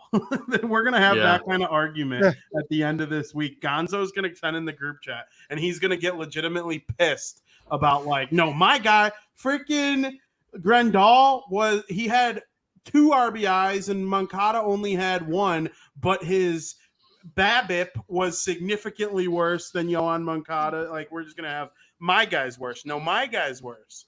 You came up with something here, Joe. So I think we can go next season. Just a heads up, my argument is going to be my guy got on base, but he got thrown out because he can't run at second. Yeah. He only Yeah, caught we'll one see. game and had 2 pass balls. Yeah, well, In a plot twist, every guy we pick does amazing, and they go 9-0 to close the season. they You know what? probably I would lose my shit if that happened. they probably still wouldn't. They wouldn't make it. Their tragic No. numbers. No, They- no, they no. wouldn't- They'd they go wouldn't 9-0 make it. to win to finish the season and still come in 3 games behind the wild card. Yeah. Yeah, I think their tragic numbers 3, unless the. No, they've been um, eliminated. No, I don't think they have. Today, I believe they were eliminated, or yesterday. I saw it. I did see that as maybe it's just they were eliminated from the Central. I think both. They were eliminated from the Central. The White Sox tragic number for the wild card is 3. They're 7.5 games out of it. They're Seattle seventh and place Tampa for the Bay. wild card right now, I think. Don't give me hope. Don't give me hope. No, there's no hope. No, there's no hope. There's Don't, none. hope. don't worry. Seattle won't lose 3. The difference between Seattle and Chicago won't be 3 down the stretch. No shot. The difference between Seattle and Chicago is Seattle can beat teams they're supposed to beat. Yeah, they are 3-7 in their last 10, just like the White Sox. But Yeah, and the but are they Guardians. 0-7 in their last 7? So you're saying there's hope? No, That's no, what I'm getting out of definitely this. not at all. If And the White telling Sox me- make the playoffs, I will get a White Sox postseason tattoo. You're telling me I might have to go get tickets for Sunday's game out here. No, don't. Well, if it's seats, go get them. Sure. Call in sick. But and speaking of hope, They played Cleveland. plot You know how twist. amazing that would be if we could Get swept smack again. the shit out of Cleveland after they had their party, their clubhouse It would party. be so amazing that it won't happen. Yeah, Yeah, no, that definitely would not be happening. really That would funny. be some angels in the outfield shit right If there. freaking the White Sox win out and Seattle loses out and the White Sox play Cleveland in the first round and sweep them, the memes, I think it would be a top 3 internet day of all time. Like the day the Queen died, I think is up there. Like that, the memes that day were just off the hook. Like there are days like that online. That would be one of them. I think non-baseball fans would get in on it. I really do. I would just send all Cleveland fans a Jakeem Noah gif at them. Yeah. Yeah, who wants to go to Cleveland on vacation? People from New York, that's who. Hey, I tell you what. So we, speaking of hope, we're gonna cancel the guaranteed take for today because I just decided it. And you talked about Cleveland for a second, so I'm just gonna go ahead and talk about Cleveland. I actually took a vacation to Cleveland when I was in college, and went to the Rock and Roll Hall of Fame, and went bar hopping and went to a Sox game and got obliteratedly drunk. If anyone was at my wedding, my best man gave a speech and talked about how hammered I got after the baseball game because it got rained out. He got me so drunk that I confessed to a murder that I didn't commit. And Wait, he what? had a video of it for the longest time, back when flip phones were still pixelated, thank goodness. I felt like Vinny confessed to the murder of the Nina, the Pina, and the Santa Maria. That's how hammered I was. There was a great establishment in Cleveland that had since shut down called the Blind Pig. That was me at the end of the night. That's ironically the name of the bar, but nonetheless, I didn't get any laughter from that story. But it was Cleveland there's nothing in Cleveland at all, but the Rock and Roll Hall of Fame and sports. So, moral of the story: if you're going to go to Cleveland, go to the Rock and Roll Hall of Fame or a sports game, and then go home. Sounds delightful. And Yay, I've Cleveland. been reminded, yeah, we all hate Cleveland, even LeBron does. But we've been reminded in the chat that Vinny said he had some interesting news earlier on, and I forgot to go back to him for it. So I don't know if it's something you can break or at least tease. Who's in the chat calling me out? Nobody. Gonzo. Oh, our chat. I was like, Yeah, our private chat. I was like, whoa.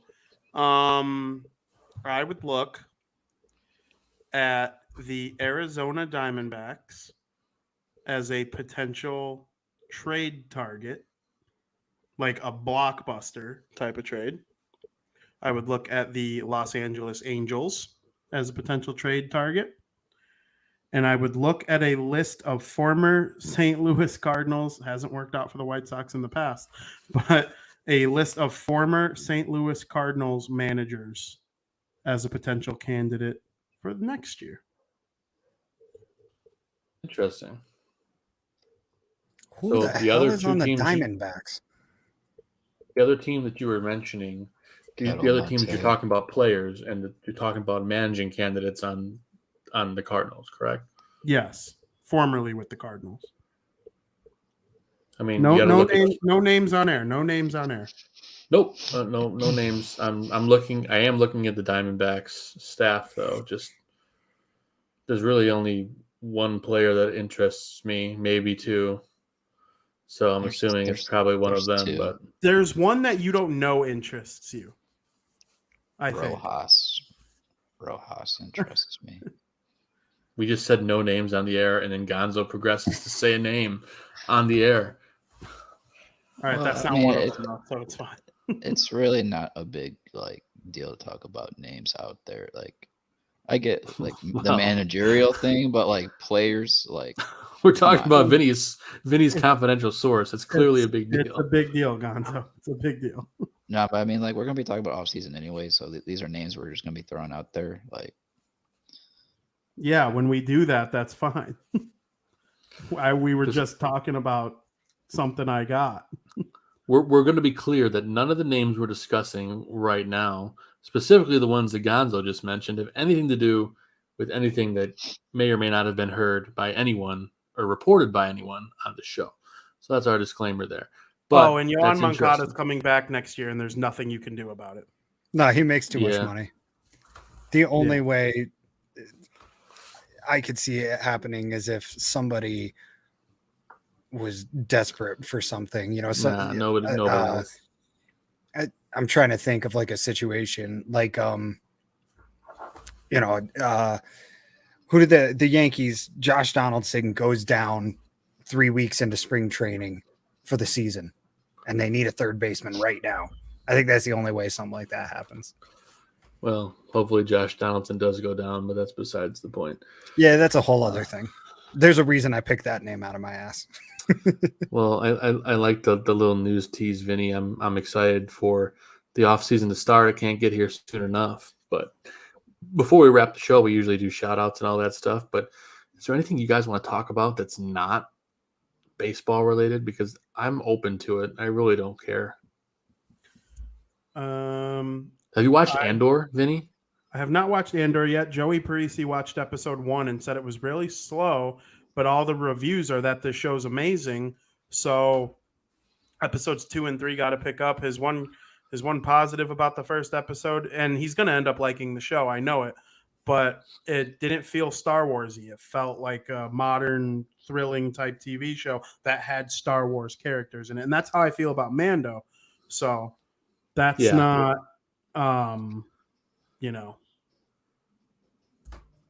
anything crazy. It's funny you mentioned that Joey only watched episode 1 because that's all I've had a chance to watch, and I was very much a little bit thinking it was slow, but I kind of get where it's going, setting up the story. I love how it's it's a very Star Wars underworld, the kind of stuff that we've always wanted, right? And my wife, after we watched the episode, she's like,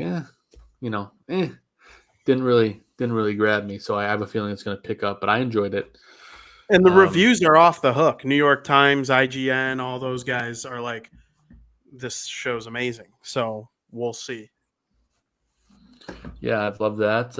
Any of you guys watching House of the Dragon? I watch good television. I watched the first episode of the first half hour of the first episode, and then it was like 2 a.m. I had to turn it off, but it's very good. Everybody loves it. So I'm a big Game of Thrones fan, so we'll see. I'm obsessed with it. I take it neither of the gentlemen on the left-hand side of the screen have seen either of these shows. Nope. You know what I've been thinking about a lot lately? I'd like a little round table on. Yeah. Do you guys like jam? Like jelly? Like jelly and jam? Yeah. Oh yeah. Yeah. So I've been thinking about venturing out a little bit, and I like discussing food and the intricacies of different types of things. And I've been very interested in jam lately. I've only ever had obviously strawberry and grape, and I'm learning out there that there are so many different kinds of jam Oh, that I dude. want to start spreading it all over toast. I want to try like apricot jam and apple jam and blueberry jam and raspberry jam. I'm going to become a big jam guy. And I learned that if you buy like certain kinds of jam and you place them on breakfast sandwiches, it's like out of this world delicious. Like even if you go somewhere like McDonald's and order like a cheese and sausage McGriddle and put some fancy great jam. jam on it, it is unbelievable. So I'm becoming a big jam guy. You guys like jam? Vinny, you're going to appreciate this. It's really funny you bring up jam. You know, my brother-in-law, he drives for a farmer and delivers, and he goes back and forth to all these cool places, including Amish country and all those places where they have like these amazing jams, as you know. Brings home, it's a mango habanero jam, or mango jalapeno. I'm sorry, mango jalapeno. And when I tell you, the heat is just a slow burn, and then it gets crazy hot, but it's delicious and sweet. You'd go probably nuts for it. So good. Oh, I'm sure I would. I'm sure I would, Joseph. I love that stuff. Is it just me, or like you ever realize through life, like the Smuckers stacks at like your breakfast places, like you got your typical strawberry and grape, but for like I just realized not too long ago that like usually intermixed with the grape is the blackberry ones, and I'm like, how did I not realize that both of them were intermixed? It's I because totally like blackberry's jam sucks. I'll say it. It does? Like, I've never had it. I'm going to try it, though. I love blackberry. I don't like blackberry jam. Sorry. If you head to IKEA, you can get lingonberry jam. Ooh. Yes. It is Then one I of love their things I've never heard of before. I'm being like dead it's serious. right up there with like their Swedish meatballs as far as like you don't think of IKEA as a Really? food place, but if you're Yeah. going, these are the two things to get. The Swedish meatballs, and if you are not a meat eater, they also have veggie balls that are vegan meatballs that are awesome. But Interesting. yeah, lingonberry jam. Ooh. We're I'm going going to to have to give be it a try. the jam podcast now. I'm sure lingonberry is probably some sort of fruit that derives from the great country of Sweden. I would Sure. hope so. Got to be some kind of, because IKEA is a Swedish company. That's why they have Swedish meatballs, and that's why their colors are blue and yellow, like the Swedish flag. And oh, I love IKEA. I can eat those meatballs, and they put a nice little thing of mashed potatoes with some cranberries. It's like a cranberry jam in a way. And so, yeah, I've been thinking about jam and analyzing jam lately. We're gonna have a whole jam segment on Bar Down Talking Hockey on Wednesday, so I'm excited. Oh, about I love that tease. More jam, more hockey. Hockey season, Vinny, it's amping up. It's It's here. exciting times. It's here. You got Vinny talking hockey. You got Vinny talking crosstown, crosstalk. Dynamite show last week, by the way, with Sean Sierra. That was dynamite. As Thank you. always, Gonzo's holding up a finger. I'm going to keep the mic away from him as long as I can by just talking about nonsense. But we're going to preview Dan and Aldo bear their souls on tomorrow. That's big time stuff. Greg Gabriel talking football. There's tons of great shows on the network. If I'm pumping up my own show, Sunday you got Fantasy Football Goon. I will not be on this week's episode, actually. I'm moving into my new home, and I'll be busy driving a big truck. So it'll be Adam Schaum with special guest co-host John Santucci. So check out that one. That'll be a lot of fun. And Gonzo had his finger up, so I'm going to toss it back to him. Yeah, before you continue, I wanted to bring this up before I forgot about it because the whole jam thing got me excited for our Chicago. So for you, Vinny, because Joe is moving to Michigan, but for you specifically, Vinny, and your brother Joey, I'm not sure if you've been to Jenny's Ice Cream in the city, but I know you can go to like Target and get Jenny's ice cream, but like they have two shops. I think one's in Lincoln Park. I forgot where the other one's at, but they have this. My favorite was their whiskey ice cream, whiskey and walnut. But they have my most favorite flavor that Sarai and I love is Brambleberry Crisp. and it's oven toasted oat strudel with sweet tart brambleberry jam of blackberries and black currants layered throughout the vanilla ice cream. It is out of this world. So, Joe, if you ever get back out to Chicago, you gotta try it. And Vinny, I saw your eyes go. I know Joe would probably love it with his business of his cheesecakes. I'm sure he's a dessert lover, but both of you gotta go try it out because Jenny's ice cream is pretty solid. And the Hell yeah. brambleberry You said I just love Jenny? it. Yeah, Jenny's J-E, I think it's N-I apostrophe S. I'm in. I'm all in. I will be Yeah. checking it out. Jenny's ice cream. hmm And that, yeah, brambleberry crisp is the flavor. All right. Brambleberry crisp sounds like a cereal, but on the screen it says next week's guest Martha Stewart. I'm just kidding, by the way. That's not really happening, but we are talking about jam, and now I'm hungry. Thanks, guys. That sucks. I hope she would have some stock tips for me. But I'm bummed. Jesus. Gonzo would take it there. Or no, Zim would. Sorry, I'm crossing streams here. But we've made it almost the 2-hour point of the show. We vented. We had a great guest in Herb Lawrence from CHGO, talking White Sox, feeling the pain, feeling the therapy session. Life is moving on, and we're gonna find a pick to lick in the last week of the season. With that said, boys, we're gonna do our shout outs before we get out of here and before I say anything else stupid. So we'll start things off with our buddy Zim. Zim, what do you got for shout outs? Yeah, shout out Cleveland and the Guardians for really putting us out of our misery again. I started the show the same way I'm going to end it. Dilly. That's about it. I love that. Straightforward. Gonzo, what about you? Yeah, I'm going to shout out my girlfriend, Soraya. I'm actually going to be headed home. It looks like October 23rd, headed back to Chicago. My annual leave schedule at work came out, so I'm on there like 4 times throughout this year from Nice. October to October. We'll see how many annual leave days I'm actually going to have throughout this year, but I'm going to use 1 week of it in October here, and I got to go home and see her, and it's gonna be a good trip. Me and her still trying to decide what we want to do when we head back there for a week, but I know I have a dental cleaning that Monday, so gotta get that taken care of, and I'm just looking for other people to shout out here because I've totally caught off guard of the people that I thought of earlier in the week. But I guess I see a lot of PZ in the chat.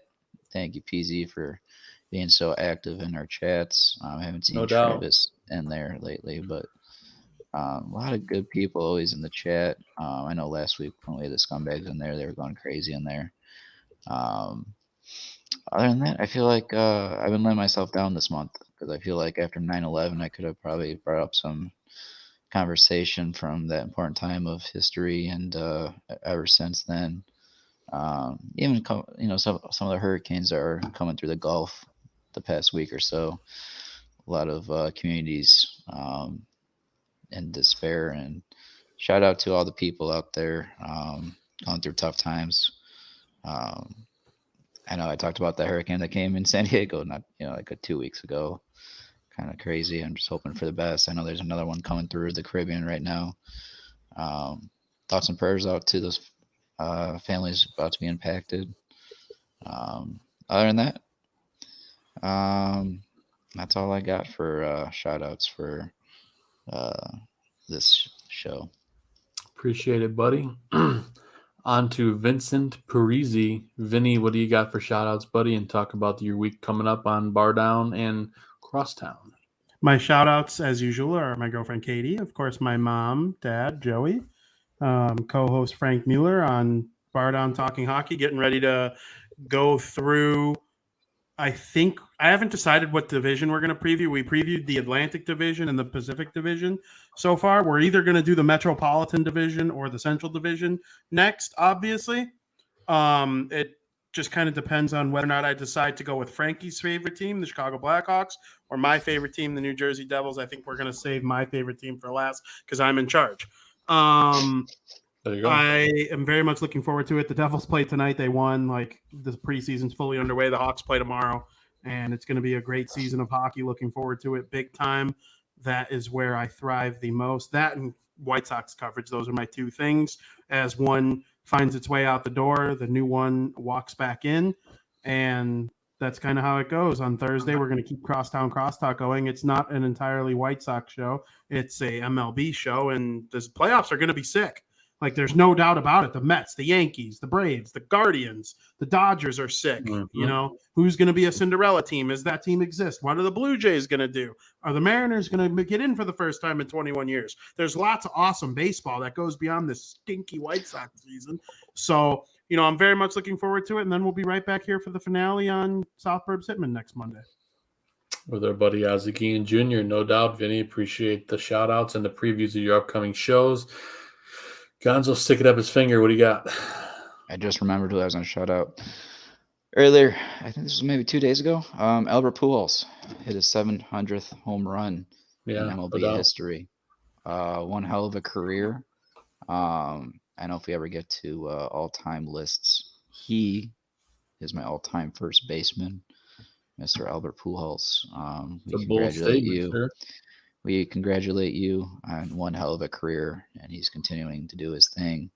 One hell of a way to walk out of the season or walk out of your career than to chase history and add your name to that 700 club. Well, unbelievable player.